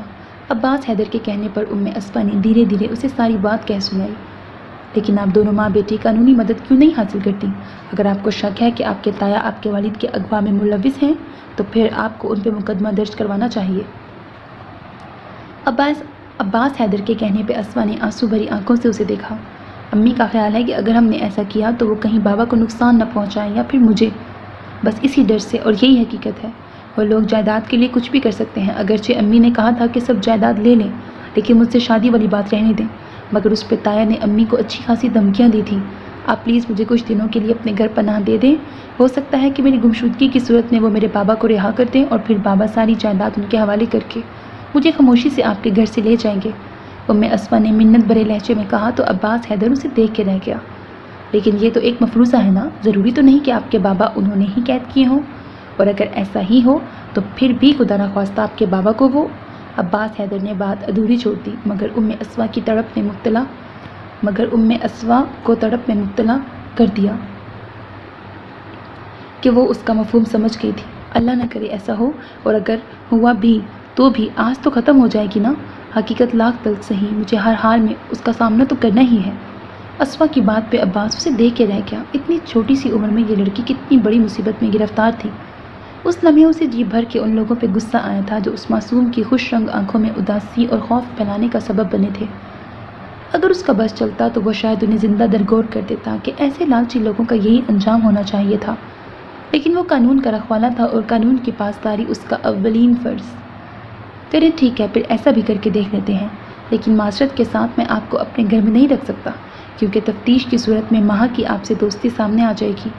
عباس کی بات پہ اسفا نے ناسمجھی سے اسے دیکھا اور بے ساختہ بول اٹھی، میرے واپس جاتے ہی میرا نکاح کر دیا جائے گا اور میرے فرار کے سارے راستے بند ہو جائیں گے۔ اسفا کے کہنے پہ عباس دھیرے سے مسکرایا، میرا یہ مطلب نہیں تھا کہ آپ واپس چلی جائیں، بلکہ میں اپنے ایک دوست کے گھر آپ کو چھوڑ آؤں گا، وہ بھی میری طرح ایس پی ہیں اور ہیں بھی لڑکی، آپ کو وہاں رہنے میں کوئی مسئلہ نہیں ہوگا۔ عباس کے کہنے پہ اسفا کی رکی ہوئی سانس بحال ہوئی اور وہ اسبات میں سر ہلاتی رخ موڑ گئی، جبکہ عباس نے فون نکال کر عروہ کے گھر میں موجودگی کی تصدیق کی اور پھر گاڑی کا رخ عروہ کے گھر کی طرف موڑ دیا۔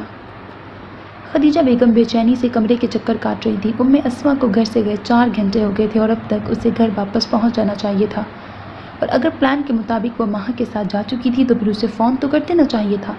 جیسے جیسے وقت گزر رہا تھا ان کی پریشانی بڑھ رہی تھی۔ ٹھیک آدھے گھنٹے بعد ان کے ہاتھ میں پکڑے موبائل نے وائبریٹ کرنا شروع کر دیا۔ انہوں نے تیزی سے سبز بٹن دبا کے فون کان سے لگایا۔ ہیلو، انہوں نے دھیرے لہجے میں کہا۔ امی، اسفا کی آواز نے ان کے اندر توانائی بھر دی۔ میری جان، خدیجہ بیگم کے منہ سے بمشکل نکل سکا، اور دوسری طرف اسفا بھی ماں کی کیفیت سمجھ گئی تھی، جبھی دھیرے دھیرے انہیں عباس حیدر سے کی گئی ساری باتیں اور آخر میں عروہ کے ہاں ٹھہرنے کا بتایا۔ ابھی اسفا اور بھی کچھ کہہ رہی تھی کہ اچانک چودھری اکبر کے زور زور سے بولنے کی آوازیں آنے لگی۔ انہوں نے تیزی سے ہاتھ میں پکڑے موبائل کو کھول کر سم نکالی اور بیٹری دوبارہ موبائل میں ڈال کر موبائل دراز میں پھینک دیا اور خود تیزی سے واش روم کی طرف بڑھ گئی۔ سم کے 2 ٹکڑے کر کے اسے فلش میں بہا دیا اور خود باہر آ کر کمرے سے باہر نکلی ہی تھی کہ چودھری اصغر سے مٹ بھیڑ ہو گئی۔ اسفا کہاں ہے؟ ٹھنڈے لہجے میں پوچھے گئے سوال نے ان کی ریڑھ کی ہڈی میں سنسناہٹ جگا دی۔ کالج گئی ہے۔ کیوں؟ خیریت؟ باوجود کوشش کے بھی ان کی زبان لڑکھڑا سی گئی تھی۔ ان کی بات ادھوری ہی رہ گئی تھی کیونکہ چودھری اصغر کے بھاری ہاتھ کا تھپڑ پوری شدت سے ان کے گال پہ پڑا تھا اور وہ لڑکھڑا کر 2 قدم پیچھے ہٹ گئیں۔ تکلیف کی شدت سے ان کی آنکھوں میں آنسو آ گئے تھے۔ اب آگے وہ گالی دے رہے ہیں کافی۔ کالج میں نہیں ہے، پچھلے 2 گھنٹوں سے ڈرائیور وہاں کھڑا خوار ہو رہا تھا اور وہ منحوس اسے چکما دے کے بھاگ گئی۔ پتا کہاں بھیجا تو نے اسے؟ خدیجہ بیگم کو بالوں سے پکڑ کر کھینچتے ہوئے چودھری اصغر نے پوچھا تو خدیجہ بیگم کے ساتھ ساتھ سمینہ کی بھی چیخیں نکل گئیں۔ میں سچ کہہ رہی ہوں، مجھے کچھ نہیں پتا، مجھے تو اس نے خود کہا تھا کہ جس سے چاہیں اس کی شادی کر دیں۔ کہیں میری اسفا اغوا؟ خدیجہ بیگم کی بات چودھری اصغر کے جھٹکے سے بال چھوڑنے پہ پھر ادھوری رہ گئی تھی۔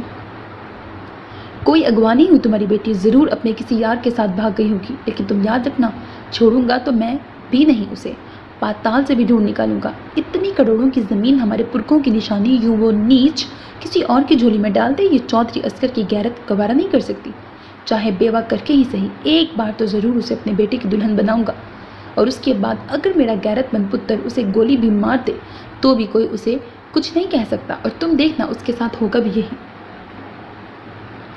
چودھری اصغر منہ سے کف اڑاتا اپنی بات کہہ کے باہر کی طرف چلا گیا، جبکہ خدیجہ بیگم وہیں زمین پہ بیٹھ کے داڑے مار مار کے رونے لگی، اور سمینہ بیگم انہیں گلے سے لگائے خاموشی سے تھپ کے جا رہی تھی کہ ایک حرف تسلی بھی تو ان کے دامن میں نہ تھا۔ وڈیروں کی بیٹیاں وڈیروں کے طور طریقے اچھے سے جانتی تھیں۔ اب اسفا کی واپسی گویا اس کی موت ہی تو تھی۔ یا اللہ، میں نے تیرے آسرے پہ اتنا بڑا رزق لیا ہے، میرے شوہر اور میری بیٹی کی حفاظت فرمانا مولا۔ پھوٹ پھوٹ کے روتے انہوں نے دل ہی دل میں اپنے پیاروں کی خیریت کی دعا مانگی۔ کرمداد، چودھری اصغر کی زوردار آواز پہ کرمداد بھاگتا بھاگتا اس کے پاس آیا۔ جی سائیں، حکم۔ دونوں ہاتھ جوڑے، اس کی آنکھوں پہ پٹی باندھو اور اسے تکبیر روڈ تک چھوڑ آؤ، آگے سے خود ہی گھر پہنچ جائے گا۔ چودھری اصغر کی غیر متوقع بات سن کے کرمداد حیران رہ گیا۔ چودھری اصغر اور کسی اغوا شدہ کو رہا کرے؟ جی سائیں۔ حیرت کی زیادتی سے اس کی آواز کب کب آ گئی۔ اوئے، ایک باری کا کہا ہوا تجھے سمجھ نہیں آتا؟ جا جلدی جا کے اسے پہنچا کے آ۔ چودھری اصغر کے غصے سے کہنے پر کرمداد تیزی سے اندر کی طرف مڑ گیا۔ صحیح کہتے ہیں، ہاتھی مرا بھی 1.25 لاکھ کا ہوتا ہے۔ اب بیٹی کی یاریوں کے قصے سنے گا تو خود ہی غیرت کے مارے زمینیں ہمارے نام کر دے گا، پھر دونوں باپ بیٹی جائیں بھاڑ میں ہماری بلا سے۔ مونچھوں کو تاؤ دیتے چودھری اصغر نے خود کلامی کی اور اپنی گاڑی کی طرف بڑھ گیا۔ آج پورے 10 دن بعد جب تمام تر کوشش کے باوجود بھی اسوا کا کچھ پتہ نہ چل سکا تو چودھری عسکر نے چودھری اکبر سے مشورہ کر کے چودھری احمد حسن کو رہا کر دیا تھا تاکہ اسوا کی غیر موجودگی کو غلط رنگ میں پیش کر کے تمام زمینیں ہتھیانے اور برادری کی ذلت و خواری سے بھی بچت ہو جاتی۔ چودھری عسکر نے بہت سوچ سمجھ کر بساط بچھائی تھی اور اب اپنی جیت کا منتظر تھا۔ چلو سائیں، کرم داد نے دروازے کے دونوں پٹوا کرتے چودھری احمد کو باہر نکلنے کا اندیا دیا۔ کیا مطلب؟ تم نے کر لیا انتظام؟ چودھری احمد نے سوال کیا۔ نہیں سائیں، اس کی تو نوبت ہی نہیں آئی۔ چودھری عسکر نے خود ہی آپ کو تقدیر روڈ چھوڑنے کا کہا ہے۔ کرم داد کے کہنے پر چودھری احمد نے پرسوچ انداز میں سر اٹھایا۔ لیکن کیوں؟ کرم داد نے چودھری کے سوال پر لا علمی میں کندھے اچکائے۔ کیا کہہ سکتا ہوں سرکار، شاید ان کا مقصد پورا ہو گیا ہو، ورنہ چودھری عسکر اور بندہ چھوڑ دے سوال ہی پیدا نہیں ہوتا۔ وہ تو تڑپا کے مارنے کا قائل ہے، آپ سے رشتہ داری کا لحاظ کر کیا شاید۔ کرم داد کی بات پہ چودھری احمد تڑپ اٹھے۔ نہیں، سر کو نفی میں ہلاتے انہوں نے زور سے کہا، او میرے خدا، کہیں انہوں نے اسوا کی شادی اپنے نکموں میں سے کسی کے ساتھ تو نہیں کر دی؟ چودھری احمد نے ماتھے پہ ہاتھ مارتے ہوئے کہا، ہو سکتا ہے سائیں ایسا ہی ہو، لیکن یہ تو آپ کو گھر جا کے ہی پتہ لگے گا نا۔ اللہ سب خیر کرے سائیں، پر سائیں ہیں تو آپ مشکل میں، پریشانی میں، لیکن مجھ نہ مانے کی عرض یاد رکھنا، اللہ نے اگرچہ خود ہی چودھری عسکر کے دل میں آپ کے لیے رحم ڈال دیا ہے، لیکن پھر بھی کوشش کر کے چند لاکھ میں اگر مجھ غریب کو اس گناہوں کی دلدل سے نکال دو تو تمام عمر دعائیں دوں گا۔ کرم داد کے کہنے پہ چودھری احمد نے گہرا سانس بھرا۔ تم کاغذات بنواؤ کرم داد، میں تمہارا تمام خرچہ اٹھاؤں گا، حالات خواہ کچھ بھی ہوں، تم سے کیا وعدہ ضرور نبھاؤں گا۔ چودھری احمد نے کرم داد کو جواب دیتے باہر کی طرف قدم بڑھائے تو کرم داد بھی اس کے ساتھ ہو لیا۔ راستے بھر ان میں کوئی بات چیت نہ ہوئی تھی۔ چودھری احمد اپنی سوچوں میں گم تھا اور کرم داد نے اسے چھیڑنا مناسب نہ سمجھا تھا۔ گاڑی ایک جھٹکے سے رکی تو چودھری احمد کی سوچوں کو بھی بریک لگ گیا۔ انہوں نے آنکھوں پر بندھی پٹی کھولی اور گاڑی سے باہر نکلنے لگے۔ سائیں، اللہ آپ کی مشکل آسان کرے اور آپ کی دی کو ہر مصیبت سے بچائے۔ کرم داد نے دل سے دعا دی۔ چودھری احمد اس کے خلوص پہ دل میں مشکور ہوئے۔ سنو کرم داد، اپنا موبائل نمبر مجھے دے دو، میں نیا موبائل لے کے تم سے رابطہ ضرور کروں گا۔ چودھری احمد کے کہنے پہ کرم داد نے جلدی سے سامنے پڑی کاپی اٹھائی اور نمبر لکھ کر چٹ پھاڑی اور چودھری احمد کی طرف بڑھا دی۔ چودھری احمد نے چٹ جیب میں رکھ کر ہاتھ ہلایا اور کالونی کی طرف جانے والے راستے کی طرف مڑ گیا۔ تقریباً 3 منٹ بعد وہ اپنے گھر کے سامنے تھا۔ ارے سائیں، آپ کہاں تھے آپ جی؟ دونوں بیبیوں نے تو رو رو کے کوئی کسر نہ چھوڑی۔ شکر سائیں، آپ مل گئے جی۔ گیٹ پہ اونگتے چوکیدار نے جیسے ہی چودھری احمد کو دیکھا تیزی سے اس کے پاس آ کے بے ربط الفاظ میں بولا۔ خوشی کے مارے اسے سمجھ ہی نہیں آ رہی تھی کہ کون سی بات پہلے کرنی ہے اور کون سی بات نہیں۔ چودھری احمد نے دھیرے سے اس کا کندھا تھپتھپایا۔ سائیں، بڑا عرصہ بڑی بیوی اور چھوٹی بیوی نے آپ کا انتظار کیا اور پھر بڑے سائیں انہیں اپنے ساتھ گاؤں لے گئے کہ جب آپ آؤ گے تو دونوں بیویاں بھی گھر آ جائیں گی۔ چوکیدار کے تفصیلاً بتانے پہ وہ سر ہلاتے اندر کی طرف بڑھ گئے۔ ٹھنڈے پانی کا جگ اور گلاس لیے چوکیدار کی بیوی شیدا فوراً باہر آئی اور تقریباً اپنے میاں کے ہی الفاظ میں خوشی کا اظہار کیا۔ سائیں، آپ نہا کے کپڑے بدل لو، میں اتنے میں آپ کے لیے کھانا پکا دیتی ہوں۔ آپ بتاؤ، آپ کا کیا کھانے کو دل چاہ رہا ہے؟ شیدا کی بات پہ چودھری احمد نے نفی میں سر ہلایا۔ نہیں شیدا، میں بس نہا کے گاؤں چلا جاؤں گا، تم زحمت مت کرو۔ چودھری احمد بات کر کے اپنے کمرے کی طرف بڑھ گئے، اچھی طرح نہا کر کپڑے بدل کر باہر آئے اور سائڈ ٹیبل کے دراز سے گاڑی کی چابی نکالی۔ ان کا والیٹ، شناختی کارڈ اور دوسرے وزٹنگ کارڈ اندر ہی موجود تھے، لیکن نہ تو چیک بک تھی اور نہ ہی ATM کارڈ۔ ختیجہ نے سنبھال لیے ہوں گے، خود کلامی کے انداز میں کہتے انہوں نے والیٹ جیب میں رکھا اور باہر نکل آئے۔ انہیں گاؤں پہنچنے کی جلدی تھی، وہاں کی صورتحال سے وہ زیادہ دیر بے خبر رہتے تو یقیناً انہیں کچھ ہو جاتا۔ ان کی عزیز از جان بیٹی اور بیوی اس وقت کس مشکل میں گرفتار تھیں، وہ اس حقیقت سے جلد باخبر ہو کر اس مشکل سے چھٹکارا پانے کی تدبیر کرنا چاہتے تھے۔ راستے بھر انجانے وسوسوں نے انہیں گھیرے رکھا، ایسے میں وہ کب گاؤں پہنچے انہیں خود بھی معلوم نہ ہو سکا۔ اف عروا، اب جلدی سے آ جاؤ، پچھلے 1 ہفتے سے اس اضافی ڈیوٹی نے تھکا دیا ہے مجھے۔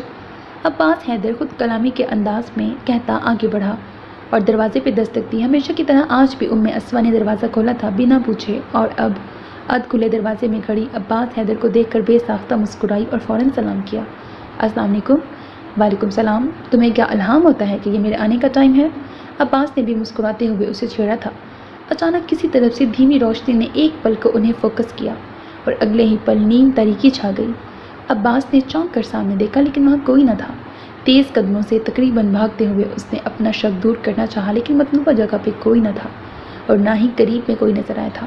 جبھی عباس واپسی کے لیے مڑ گیا اور حیران کھڑی اسوا کو ایک طرف کرتا اندر داخل ہو گیا، یہ جانے بغیر کہ اس کے پیچھے دروازہ بند ہوتے ہی سامنے والے فلیٹ کا دروازہ کھلا تھا اور کوئی بہت تیزی سے وہاں سے رفو چکر ہوا تھا۔ خیریت ہے؟ کیا ہوا؟ اس طرح سے کیوں بھاگے آپ؟ اسوا نے پریشانی سے پوچھا تو عباس نے نفی میں سر ہلایا۔ نہیں کچھ نہیں، تم بتاؤ کوئی پریشانی وغیرہ تو نہیں؟ ویسے عروہ پرسوں تک آ جائیں گی، آج تو اس وقت ان کی منگنی کی تقریب ہو رہی ہوگی۔ گھڑی پہ نگاہ دوڑاتے اس نے کہا، آپ میری وجہ سے نہیں گئے نا؟ حالانکہ آپ کی اتنی دوستی ہے عروہ آپی سے۔ اسوا نے شرمندگی سے کہا، ارے نہیں، بلکہ مجھے آف نہیں مل سکا۔ ایک ہی ڈویژن میں دو ایس پی چھٹی پہ چلے جائیں تو پھر تو کام ہو گیا۔ ہلکے پھلکے انداز میں عباس نے کہا تو نہ چاہتے ہوئے بھی اسوا ہنس پڑی۔ اچھا تمہارے لیے ایک اچھی خبر ہے، ابھی 1 گھنٹہ پہلے تمہارے بابا گاؤں والی حویلی پہنچ گئے ہیں۔ عباس حیدر کے کہنے پہ اسوا گویا اچھل پڑی۔ کیا؟ تھینک گاڈ، اس کا مطلب ہے کہ اب میں جلد ہی اپنے امی بابا کے ساتھ ہوں گی۔ خوشی کے مارے اسوا کی آواز کپ کپ آ گئی۔ اس کے انداز پہ عباس دھیمے سے مسکرا دیا، انشاءاللہ ایسا ہی ہوگا۔ نرمی سے کہتے وہ اٹھ کھڑا ہوا۔ اس کا ذہن ابھی تک اس فلیش والی بات میں الجھا ہوا تھا، جبھی اسوا کے بارہا روکنے پہ بھی معذرت کر کے اٹھ کھڑا ہوا۔ ارے عباس صاحب آپ اتنی جلدی جا رہا ہے؟ عروہ کو ملازم نفیسہ خاتون ہاتھوں میں چائے کی ٹرے اٹھائے باہر نکلی تو بے ساختہ بول اٹھی، نفیسہ خاتون آپ کی چائے ادھار رہی، پھر آ کے پی لوں گا، بلکہ ساتھ میں عروہ کی منگنی کی مٹھائی بھی کھاؤں گا۔ نفیسہ خاتون سے وعدہ کرتا وہ باہر کی طرف بڑھ گیا۔ دروازے تک پہنچ کر اچانک واپس مڑا تو اس کے پیچھے اسے خدا حافظ کہنے آنے والی اسوا بھی رک گئی۔ تمہیں کسی چیز کی ضرورت تو نہیں؟ اسوا کی طرف متوجہ ہوتے اس نے سوال کیا۔ نہیں کسی چیز کی ضرورت نہیں، شکریہ۔ آنٹی، ماہا اور سندس کیسی ہیں؟ اسوا نے جواب دیتے اپنی دوستوں کا پوچھا تھا۔ دونوں ٹھیک ہیں، ماہا بھی تمہیں بہت یاد کرتی ہیں، اکثر تمہارے بارے میں پوچھتی رہتی ہے۔ امی کو بھی بہت فکر تھی تمہاری، اس بات پہ کافی ناراض ہوئی کہ تمہیں یہاں کیوں رکھا، اپنے ہی گھر میں ٹھہرا لیتی، لیکن پھر میرے سمجھانے پہ مان گئی۔ وہ بار بار کہہ رہی تھی کہ اسوا کو کہنا پریشان نہ ہو، اللہ تعالیٰ ضرور بہتری کرے گا۔ فون کرنے اور ملنے کو بے چین تھی، لیکن میں نے احتیاط کے باعث منع کر دیا۔ عباس حیدر نے تفصیلاً تمام احوال کہہ سنایا۔ میں بھی انہیں بہت یاد کرتی ہوں، اب میرے بابا آ گئے ہیں تو انشاءاللہ جلد ہی مجھے یہاں سے لے جائیں گے، تب ضرور آؤں گی آپ کے گھر ماہا اور آنٹی سے ملنے اور شکریہ ادا کرنے، اور سندس کے یہاں بھی جاؤں گی آپ کی منگنی کے بعد سے تو اب ہاتھیہ آبی سے بھی آشنائی ہو گئی ہے، بہت نائس ہے وہ، آپ کا کپل ایک پرفیکٹ کپل ہوگا۔ اسوا بات کرتے کرتے رکی تھی، اگرچہ اب عباس حیدر اور اچھا لگنے لگا تھا، لیکن ہادیہ سے منگنی کے بعد وہ کسی کی امانت تھا، خود عباس اسے چھوٹے بچوں کی طرح ٹریٹ کرتا تھا۔ ایسے میں دل میں پنپتی محبت کو دل میں ہی دبائے اس نے ہادیہ اور عباس کے بارے میں بڑے حقیقت پسندانہ کمنٹس دیے تھے۔ اس کی تعریف پہ عباس بے ساختہ مسکرایا۔ تعریف کا شکریہ، اچھا اب مجھے اجازت، اللہ حافظ۔ الوداعی کلمات کہتے عباس حیدر واپسی کے لیے مڑ گیا تو اسوا نے بھی دروازہ بند کیا اور اندر کی طرف بڑھ گئی۔ اپنے گھر واپس جانے کا خوش کن احساس اسے مسحور کیے دے رہا تھا۔ میں کم ان؟ اطلاعی دستک کے ساتھ کمرے کا دروازہ کھلا اور مشہود رضا نے اندر منہ کر کے رسمی انداز میں پوچھنے کا فریضہ ادا کیا اور اندر چلا آیا۔ آؤ آؤ مشہود، بیٹھو، کہو کیا کام ہے؟ ویسے پولیس کے بارے میں اتنے مزے کی خبر عوام کو تبھی اچھی لگے گی۔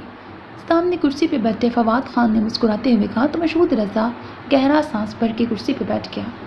او سر جی، یہ تو معاملہ ہی کچھ اور نکلا ہے، اپنے پولیس والے اور کوئی رومانٹک خبر عوام کی جھولی میں ڈالیں؟ ناممکن، مشہود رضا نے مایوس انداز میں کہا تو فواد خان چونک کر آگے جھک آیا۔ ہونا کیا ہے سر جی، میں تو سمجھا تھا کہ مس عروہ اور اپنے عباس حیدر کے درمیان کوئی چکر وکر ہے اور دونوں جلد ہی کسی بندھن میں بندھیں نظر آئیں گے، لیکن یہ سب ظاہری طور پہ تھا، اصل میں تو وہ لڑکی ہی اور نکلی۔ یہ دیکھیں تصویر۔ مشہود رضا نے اپنا ڈیجیٹل کیمرہ فواد خان کی طرف بڑھایا۔ اوئے یہ کیا چکر ہے بھائی؟ فواد خان نے تصویر دیکھتے حیرت سے کہا۔ ایس پی عباس حیدر ایک ادھ کھلے دروازے کے سامنے تھا اور دروازہ نیم واقعی لڑکی کا سائڈ پوز نظر آ رہا تھا۔ اگرچہ پہلی نظر میں لڑکی کی پہچان مشکل تھی، لیکن اس کے خد و خال سے واضح تھا کہ وہ لڑکی ایس پی عروہ قطعاً نہ تھی۔ میں نے مزید تحقیقات کی تو پتہ چلا کہ یہ لڑکی ایس پی عباس حیدر ہی لے کر یہاں آیا تھا اور عروہ کے ہاں ٹھہرائی ہوئی ہے۔ اس کے علاوہ SP अस्फंदियार भी पिछले दिनों काफ़ी चक्कर लगाता रहा है मिस उर्वा के घर के। मेरी समझ से तो मामला बाहर है, कंधे उचकाते मशहूद रज़ा ने कहा तो फवाद खान ने ज़ोर से टेबल पे हाथ मारा। और समझ से बाहर भी कभी कुछ हुआ है? हम सहाफ़ियों के लिए साफ सीधी बात है कि अय्याशी का अड्डा बनाया हुआ है इन अफसरों ने इस जगह को। अभी तक ये एक लड़की है जो तस्वीर में नज़र आई है, न जाने और कितनी होंगी। चलो लगाओ खबर चटपटी सी बनाकर, अगर लग गई तो तीर, ना लगी तो तुक्का। खबर के आखिर में सवालिया अंदाज बना के पूछो कि असल हकीकत क्या है। कानून के रखवाले, अवाम की इज्जत की हिफाजत करने वाले क्या करते फिर रहे हैं, जवाब दें। बस देखना तुम कैसी थरथरी मच जाएगी। अगर कोई मजबूत दफाई जवाब आ गया तो माजरत कर लेंगे। अल्लाह अल्लाह, खैर से अल्लाह। फवाद खान ने हाथ झाड़ते हुए गोया बात ख़त्म की। सदर, चीफ जस्टिस और आला अफसरान के परकच्चे उड़ाने वाले इन निजी न्यूज़ चैनल्स के लिए आम एसपीज़ के बारे में कुछ कहना कहाँ मुश्किल था। हाँ मुश्किल थी तो उनके लिए जिनकी किरदार कशी होने जा रही थी और जो आला अफसरान की अदालत में पेश होने वाले थे। अब्बास हैदर, उम्मे अस्फा, उर्वा और अस्फंदियार को ये मालूम ही ना था कि अगले चंद घंटों में उनकी ज़िंदगी किस बड़े स्कैंडल से मुश्किलात में पड़ने वाली थी। उसका उन्हें कतन अंदाज़ा न था। अहमद भाई आप? रिजवाना भाभी ने अहमद हसन को गाड़ी से उतरकर हवेली में दाखिल होते देखा तो बेसाख्ता चिल्ला उठी। उनकी आवाज़ सुनकर इर्द गिर्द से बेसाख्ता कई चेहरे सामने उभरे और उन्हें अपने सामने पाके हैरान रह गए। खतीजा चाची, अहमद चाचू आ गए हैं। एमन ऊंची आवाज़ में चिल्लाती खदीजा बेगम के कमरे की तरफ बढ़ी थी और उसकी आवाज़ सुन के खदीजा खातून जहाँ की तहाँ खड़ी रह गई। तो मेरा शक सही निकला। इलाही हमें इस मुश्किल से निकाल मौला, मेरी बच्ची के लिए आसानियाँ पैदा फरमा। उनके दिल से बेसाख्ता उम्मे अस्फा के लिए दुआएं निकली थी। एमन के साथ वो भी बाहर आ गई जहाँ रिजवाना और समीना भाभी एमन और खादमाएँ अहमद को घेरे बैठी थी। कहाँ थे अहमद आप इतने अरसे तक? समीना भाभी ने सवाल किया तो चौधरी अहमद हसन ने एक नज़र उनके चेहरे पर डाली और बेसाख्ता नफ़ी में सर हिलाया। पता नहीं भाभी कौन लोग थे, शायद किसी और शख्स के मुगालते में मुझे अगवा कर लिया था। जब पता चला तो छोड़ दिया। अहमद हसन ने धीमे लहजे में जवाब दिया और फिर चंद एक बातों के बाद सब इधर उधर हो गए। समीना और रिजवाना भी खाना पकवाने की गर्ज से किचन में चली गई, जबकि ईमान के किसी कज़न का फ़ोन आ गया तो वो फ़ोन सुनने चल दी। अब इतने बड़े सहन में खदीजा और अहमद अकेले रह गए थे। मर्द हज़रात घर से बाहर थे। आपको भाई जी ने अगवा करवाया था ना अहमद? सरगोशी में पूछे गए सवाल पे अहमद हैरान रह गए। तुम्हें कैसे पता? उन्होंने उल्टा सवाल किया। हम वडेरों में ये कौन सा नई बात है? दौलत और जायदाद के लालची बाहर से नहीं आते, खुद अपने ही करीबी अजीज़ होते हैं। मुझे इसीलिए इन पे शक हुआ था और मैंने अस्फा को साथ मिलाकर एक छोटा सा ड्रामा किया जिसके नतीजे में आप हमारे सामने हैं। खदीजा की बात पे चौधरी अहमद चौंक पड़े। अस्फा की गैर मौजूदगी से वो ये समझे थे कि वो कॉलेज गई हुई है, लेकिन खदीजा के अंदाज से लगता था कि बात कुछ और है। अस्फा कहाँ है खदीजा?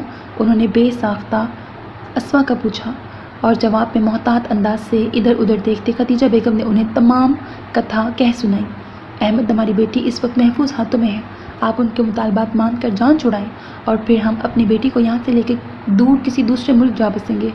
खदीजा बेगम के कहने पे अहमद हसन ने बेसाख्ता अपना माथा पीट लिया। उफ, तुम औरतों की जज्बातियत। तुम्हें पता है कि अब ये लोग अस्फा की किरदार कशी किस तरह से करेंगे? अहमद हसन ने खफ की भरी आंखों से उन्हें देखा। माजरत के साथ अहमद, मुझे अपनी बेटी की सलामती और खुशियाँ ज़्यादा अजीज़ हैं।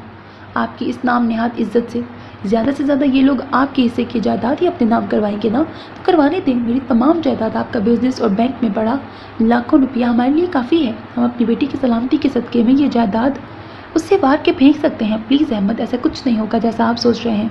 लोग बहुत जल्द इस बात को भूल जाएंगे और जब हम शिफ्टी बैरून मुल्क हो जाएंगे तो फिर ये किस्सा यहीं रह जाएगा। खदीजा बेगम के इल्तिजाई अंदाज पे अहमद हसन बेसाख्ता गहरा सांस भर के रह गए। पता नहीं कैसे लोग हैं वो। हम तुम्हें यूँ अनजाने लोगों में अस्फा को नहीं भेजना चाहिए था। खदीजा, अहमद ना चाहते हुए भी अपना खदशा कह गए। अनजान नहीं है अहमद, वो 2 साल से हम उन्हें जानते हैं और लड़के की माँ बहन से भी मैं मिली हुई हूँ। सुलझी हुई शरीफ फैमिली है, आप तसल्ली रखें और बस अब यहाँ से जान छुड़वाएं और खुदारा किसी को भी शक मत पड़ने दीजिएगा कि आप अपने मुजरिमों को जानते हैं। अहमद, मेरे लिए आप और अस्फा दोनों कुल कायनात हैं। खदीजा बेगम ने अहमद हसन को समझाते हुए कहा।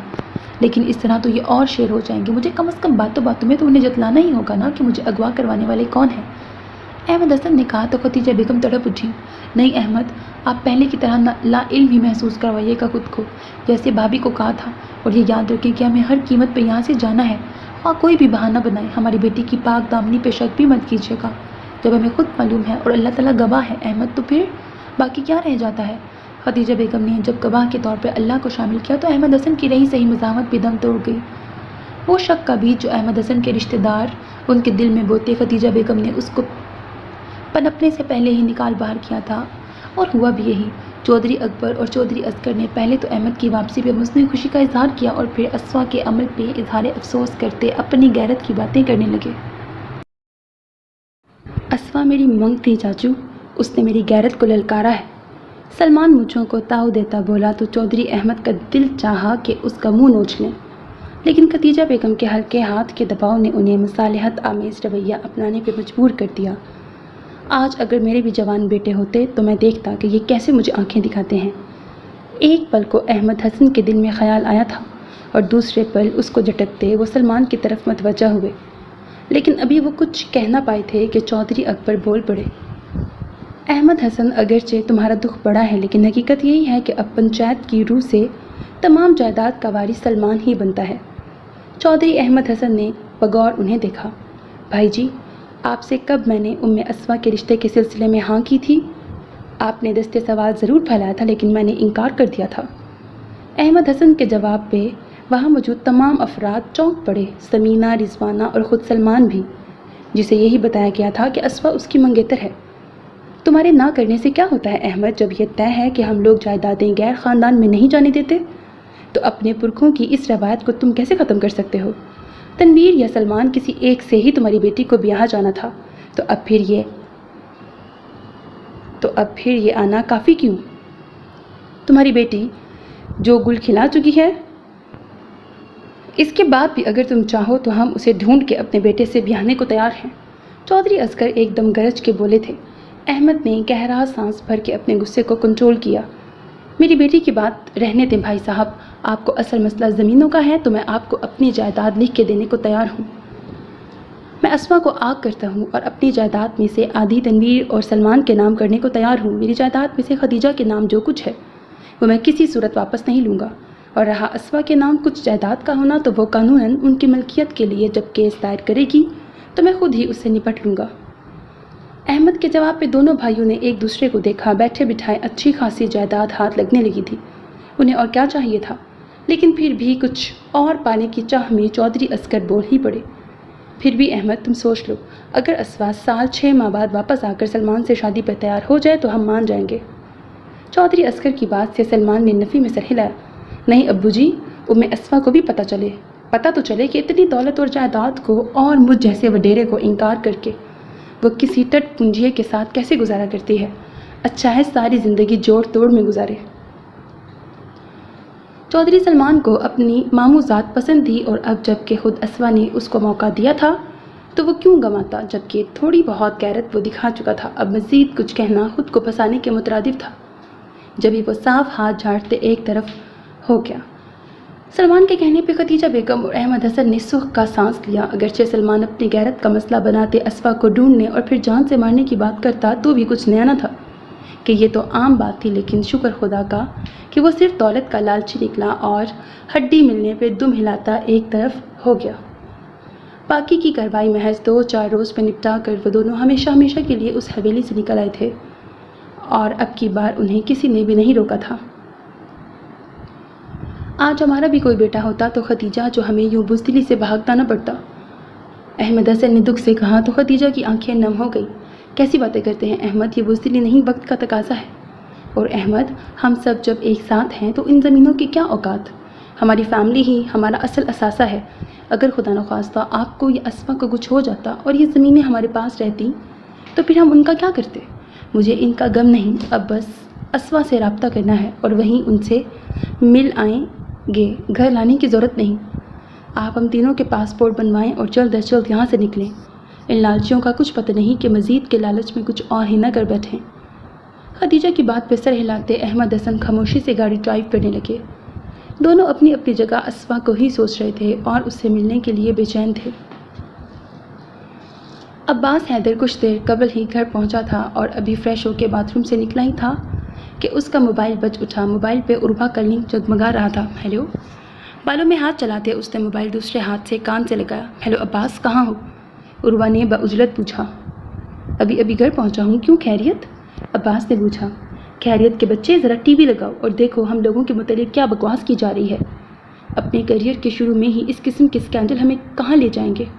وہ سب ایک طرف، بلکہ میرے ابا کو اپنی کمشنری اور اسفند کے ابا اور چچاؤں کو اپنی بیوروکریسی پہ اٹیک لگ رہا ہے۔ یہ عروا کے تپے تپے لہجے میں کہی بات نے عباس کو ورطہ حیرت میں ڈال دیا۔ ایسا کیا ہے ٹی وی پہ ان کے متعلق جو ان کے ساتھ ساتھ ان کے بڑوں کے لیے بھی باعث شرمندگی تھا؟ عباس نے سوچتے سوچتے عروا کا بتایا ہوا نیوز چینل لگایا اور خود اس کے 14 طبق روشن ہو گئے تھے۔ غصے اور تعصب سے اس کا چہرہ سرخ ہو گیا تھا۔ کل رات کے فلیش والا اگتا کھلا تھا اس پہ۔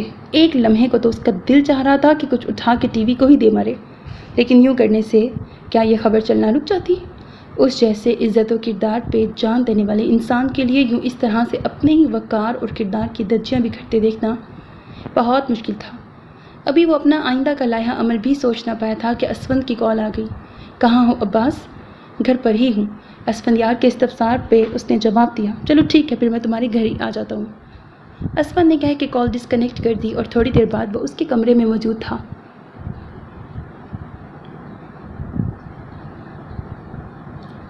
ابا کو شوکوز مل بھی چکا ہے کہ وضاحت دے، اور وہ مجھ پہ چڑھ دوڑے ہیں کہ تم اور عباس دونوں الو کے پٹھے ہو، بغیر کسی رشتہ داری کے خواہ کی ہمدردی جتانا کتنا مہنگا پڑا ہے۔ اب بھگتو اس سب کو۔ اسفند کی بات پہ عباس کا رنگ پھیکا پڑ گیا۔ کتنی بڑی غلطی ہوگی ہم سے، اور کچھ نہیں تو رپورٹ ہی درج کروا دیتے تو اور تحفظ کے خیال سے یہاں رکوانے کا بہانہ مل جاتا۔ عباس کے کہنے پر اسفند نے بغور اسے دیکھا۔ یہی تو ابا کہہ رہے ہیں کہ تم لوگوں سے پولیس ڈپارٹمنٹ میں ہوتے ہوئے اس بیوقوفی کی امید ہرگز نہ تھی، اور بقول ابا اس کا صرف ایک ہی حل ہے۔ وہ کیا؟ عباس فوراً بول اٹھا۔ تم اسوا سے نکاح کر لو۔ اسفند نے گویا دھماکہ کیا تھا۔ عباس حیدر بیٹھے سے فوراً اٹھ کھڑا ہوا۔ دماغ تو ٹھیک ہے تمہارا؟ یہ بھلا کس طرح ممکن ہے؟ ایک تو وہ مجھ سے اتنی چھوٹی ہے عمر میں، اور دوسرا میری منگنی ہو چکی ہے۔ عباس کی بات پہ اسفند نے گہرا سانس بھرا۔ عباس، ٹھنڈے دماغ سے سوچو تو اس کا صرف یہی حل ہے۔ دوسری صورت میں تم، میں اور عروا تو رگیتے ہی جائیں گے۔ عروا کے ابا اور میرے ابا خواہ زد میں آئیں گے۔ پولیس ڈپارٹمنٹ ہو یا بیوروکریسی، تمہیں اچھی طرح سے پتہ ہے کہ یہاں ہر کوئی دوسرے کی ٹانگ کھینچتا ہے۔ ایسے میں اتنے گھٹیا الزامات کے بعد ہم اپنی پیٹیاں تو اتروائیں گے ہی، ساتھ میں ان کے لیے بھی مصیبت کھڑی کر دیں گے۔ اور رہی اسوا، تو اس کا بھی تو سوچو نا یار۔ وہ بیچاری اس طرح بدنامی کے بعد کہاں قابل قبول رہے گی کسی اور مرد کے لیے؟ اسفند کے کہنے پہ عباس گم سم کھڑا رہا۔ اس نے بولنے کے لیے الفاظ ڈھونڈنے چاہے، لیکن وہ تو جیسے گم ہو گئے۔ عباس، یہ سب کیا ہے؟ ابھی تمہارے ماموں کا فون آیا ہے۔ ہاتھیہ نے رو رو کے آسمان سر پہ اٹھا لیا ہے اور اس رشتے سے بھی انکار کر دیا ہے۔ میرا دل نہیں مانتا عباس، مجھے سچ بتاؤ، ورنہ میرے دماغ کی نس پھٹ جائے گی۔ بے تحاشا بہتے آنسوؤں کے ساتھ زاہدہ بیگم دروازے کے بیچوں بیچ کھڑی سراپا احتجاج تھی۔ امی، وہ لڑکی اسوا ہے، عباس نے دھیمے لہجے میں کہا۔ ہاتھیہ اور ماموں کی بے اعتباری نے گویا اسے مار ہی تو دیا تھا، اور اس سے پہلے کہ جان سے پیاری ماں بھی بے اعتبار ہوتی، وہ فوراً بولا تھا۔ اور اس کے کہنے پہ زاہدہ بیگم حیران رہ گئی۔ میرے خدا، لوگ کیسے کیسے رنگ دیتے ہیں باتوں کو۔ وہ بیچاری معصوم بچی، اس نے کسی کا کیا بگاڑا تھا جو یوں اس طرح سے اسے تماشا بنا دیا؟ میں ابھی جا کے تمہارے ماموں کو ساری حقیقت بتاتی ہوں۔ زاہدہ بیگم واپسی کے لیے مڑی۔ نہیں امی، مجھے اپنی بے گناہی کے اشتہار نہیں لگوانے۔ جنہیں ایک عمر میرے ساتھ بتا کر بھی میرے کردار کی پاکیزگی پہ شک ہے، وہ مدتوں بھی یوں ہی بے اعتبار رہیں گے، اور مجھے اپنے رشتے کی بنیاد اتنے بودے جذبات پہ نہیں رکھنی۔ اچھا ہوا انہوں نے خود ہی انکار کر دیا، ورنہ اگر ہمیں کرنا پڑتا تو آپ کو خواہ شرمندگی اٹھانی پڑتی۔ عباس کی بات پر زاہدہ بیگم ناسمجھی کے عالم میں اسے دیکھنے لگی تو اسفند نے انہیں تمام صورتحال سے آگاہ کیا۔ اب اس کا واحد حل عباس کا اسوا سے نکاح کر لینا ہی ہے آنٹی۔ اسفند کی بات پہ زاہدہ بیگم پتھرائی سی کھڑی رہ گئی۔ بیٹے کو سلاخوں کے پیچھے دیکھنے کی ان میں ہمت نہ تھی، اور اس کی بے گناہی اور پاکیزگی کی کوئی گواہی ان کے پاس نہ تھی۔ اور کوئی راہ فرار نہ پا کر وہ نیم رضامندی کی کیفیت میں سر ہلاتی پاس رکھے صوفے پہ بیٹھ گئی۔ ٹھیک ہے، جو تم لوگ مناسب سمجھو، لیکن اسوا کے والدین؟ وہ لوگ گھنٹہ بھر پہلے ہی اپنے گھر واپس آ چکے ہیں، سامنے دیوار کو دیکھتے عباس نے بتایا تو زاہدہ بیگم فوراً اٹھ کھڑی ہوئی۔ تم مجھے ان کے گھر لے چلو، میں خود انہیں ساری بات بتا کے سمجھانے کی کوشش کروں گی، کیونکہ بہرحال آخری فیصلہ تو انہی کا ہوگا نا۔ ان کی بات پہ عباس سر ہلاتا اٹھ کھڑا ہوا تو اسفند نے بھی اس کی پیروی کی، اور اس میٹنگ کے ٹھیک 1 گھنٹے بعد عباس حیدر کا نکاح اسوا سے کر دیا گیا تھا۔ 1 ماہ پہلے کی تاریخ ٹال کر، اور ٹھیک آدھے گھنٹے بعد عروہ، عباس اور اسفند یار نے پریس کانفرنس کے ذریعے یہ ثابت کر دیا کہ ان پہ لگائے گئے الزامات بے بنیاد تھے۔ اسفند یار اور عروہ کی منگنی کی تقریب میں بڑے بڑے بیوروکریٹس اور پولیس کے اعلیٰ افسران شامل تھے، سو ان کی منگنی کے گواہ کافی تھے، جبکہ عباس حیدر اور اسوا کے کردار کی گواہی ان کے نکاح نامے نے دی۔ ایسے میں فواد خان نے سارا ملبہ مشہود رضا پہ ڈالتے معافی مانگ لی، اور مشہود رضا دفتری خرچے پہ 15 دن کے لیے سنگاپور چھٹیاں منانے چلا گیا۔ یہ آف دی ریکارڈ تھا، کیونکہ آن دی ریکارڈ مشہود رضا کو نوکری سے برخاست کر دیا گیا تھا۔ 15 دن بعد معاملہ ٹھنڈا ہو جاتا تو مشہود رضا بھی نئے سرے سے تازہ دم ہو کر کسی اور کی خبر تلاشنے سرگرم ہو جاتا، کیونکہ موجودہ پاکستانی میڈیا یوں ہی سوچے سمجھے بغیر ہر کسی کی ذات کے بخیے ادھیڑنے میں مصروف تھی۔ شام کے دھندلکے ہر طرف پھیلے تھے، کھڑکی کے کھلے پٹ سے اندر آتی ہوا اسوا کے چہرے پہ بالوں کی لٹیں بکھرا جاتی، اور وہ ایک ہاتھ سے انہیں کان کے پیچھے اڑستی حیرت زدہ سی وہیں کب سے کھڑکی میں کھڑی تھی۔ اسے یقین ہی نہیں آ رہا تھا کہ امی اور بابا کے ملنے کے ساتھ ساتھ اسے عباس حیدر بھی بلا شراکت گیر کے مل چکا تھا۔ کیا دل میں چھپی خواہشیں یوں بھی تعبیر کا روپ دھارتی ہیں؟ سرسراتی ہوا سے گویا اس نے سوال کیا تھا، اور اس کے جواب پہ ایک نم جھونکا شرارت سے اس کے چہرے سے ٹکراتے بوگن ویلا کے کئی پھول بھی اس پہ نچھاور کرتی ہوا نے گویا اس کے سوال کا مثبت انداز میں جواب دیا۔ ہوا کی گدگداتی شرارت نے بے ساختہ اس کے لبوں پہ مسکراہٹ بکھیر دی۔ اسوا، مبارک ہو، رمضان کا چاند نظر آ گیا ہے، خدیجہ بیگم نے اندر داخل ہوتے ہوئے اطلاع دی، اور آگے بڑھ کر اسوا کو گلے سے لگا کے اس کا ماتھا چوم لیا۔ میری بیٹی کے لیے کتنا بابرکت ثابت ہوا ہے مہینہ، اللہ نے اتنا قابل اور خوبصورت شخص اس کا مقدر بنایا ہے۔ اسوا کو ساتھ لگائے وہ بیڈ تک چلی آئیں اور ہاتھ تھام کر اسے سامنے بٹھا لیا۔ تم خوش ہو نا اسوا؟ عباس تمہیں اچھا لگا نا؟ خدیجہ بیگم نے انجانے خدشے کے تحت پوچھا تھا۔ جس بیٹی کی خوشیوں کے لیے ان میاں بیوی نے اتنی تکلیفیں سہی تھیں، وہ اگر اب بھی ناخوش رہتی تو ان کی اتنی جدوجہد بیکار تھی۔ اسوا نے ان کی بات کا جواب دینے کے بجائے دھیمی مسکراہٹ کے ساتھ شرما کر سر جھکا لیا، تو خدیجہ بیگم بے ساختہ ہنس پڑی۔ اللہ تمہیں سدا خوش رکھے میری بچی، تمہارے بابا کہہ رہے تھے کہ عید تک کوشش کر کے وہ ہمارا ویزا لگوا دیں گے۔ میرا دل اب یہاں نہیں لگتا اسوا، مجھے ڈر لگتا ہے کہ کہیں تمہاری تایا کچھ کرا نہ دے۔ ارے واہ بیگم صاحبہ، ایک پولیس آفیسر کی سانس بند کر بھی آپ یوں ڈر رہی ہیں؟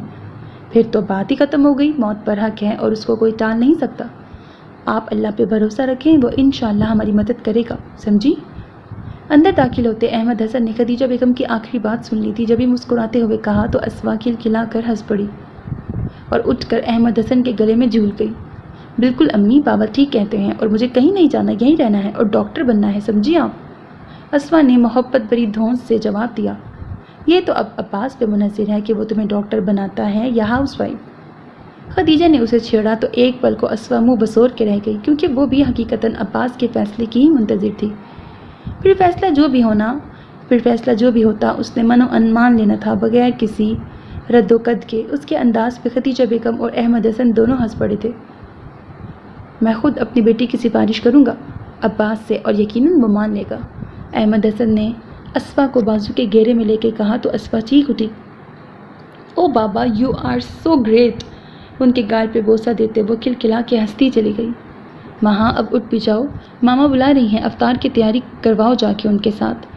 عباس نے ماں کا کندھا ہلا کے اٹھاتے ہوئے کہا۔ وہ ظہر کی نماز پڑھ کے سوئی تھی اور اب عصر بھی ہو چکی تھی، لیکن ماں کا اٹھنے کا کوئی موڈ نہ تھا۔ اف ماں، تم کب بڑی ہوگی؟ گھنٹہ بھر سے کھپ رہا ہوں تمہارے ساتھ، لیکن ایک تم ہو کہ ٹس سے مس نہیں ہو رہی۔ بالآخر عباس کا ضبط جواب دے گیا تھا، کیا ہے نا بھائی، اب تانوں پہ کیوں اتر آئے ہیں؟ ویسے آپ کی اطلاع کے لیے عرض ہے کہ آپ کی بیگم مردوں سے شرط باندھ کے سوتی ہیں۔ ماہا اٹھ کے بیٹھتے ہوئے بولی تو عباس جو اسے اٹھتا دیکھ کر باہر نکلنے لگا تھا اس کی بات سن کے بے ساختہ واپس پلٹا۔ نہیں، ایسا نہیں ہو سکتا، تم مذاق کر رہی ہو نا؟ بے ساختگی میں وہ بول گیا اور اس کے اس طرح بے ربط بولنے پہ ماہا بے تحاشا ہنسنے لگی۔ عباس کو دیر تلک سونے سے چڑ تھی اور خود تو وہ بمشکل 6-7 گھنٹے کی نیند لیتا تھا، لیکن اس کا مسئلہ یہ تھا کہ وہ چاہتا تھا کہ اس کے ساتھ باقی بھی اتنا ہی سحر خیز ہوں جتنا کہ وہ خود، جبکہ ماہا کی نیند 10 گھنٹے سے پہلے پوری نہیں ہوتی تھی، اور اگر اب ماہا کی بات ٹھیک تھی تو اس کا مطلب تھا کہ اسوا اس سے بھی زیادہ سوتی تھی، یعنی آدھا وقت تو وہ سونے میں ہی ضائع کر دے گی۔ عباس نے ماہا کی طرف دیکھتے ہوئے کہا، سو تو ہے لیکن اب کیا کیا جا سکتا ہے، آپ کی بیگم ہے، جیسی بھی ہے نبھانی تو پڑے گی۔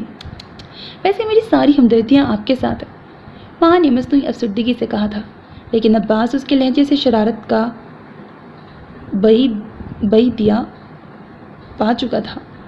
جب یہ مصنوعی خفگی سے ماہا کو گھورا، ماہا، اس کے چلانے پہ ماہا نے ایک پل کو اسے جواباً گھورا اور پھر کھلکھلا کے ہنس پڑی۔ جلدی سے آ جاؤ، ماما ناراض ہوں گی ورنہ، عباس کہتا باہر کی طرف لپکا تو ماہا بھی اس کے ساتھ ہو لی۔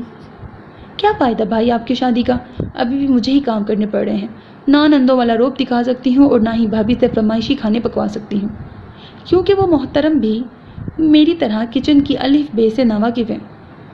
ماہا کے تعصب زدہ لہجے نے عباس کو مسکرانے پہ مجبور کر دیا۔ عباس، کل اگر فارغ ہو تو ہمارے ساتھ مارکیٹ چلنا، اسوا کے لیے عید کی شاپنگ کرنی ہے۔ خدیجہ بیگم بولتی ہوئی کچن سے باہر آئیں۔ گو خود بخود موضوع گفتگو چینج ہو گیا اور عباس سر ہلاتا ان کے پاس آ بیٹھا۔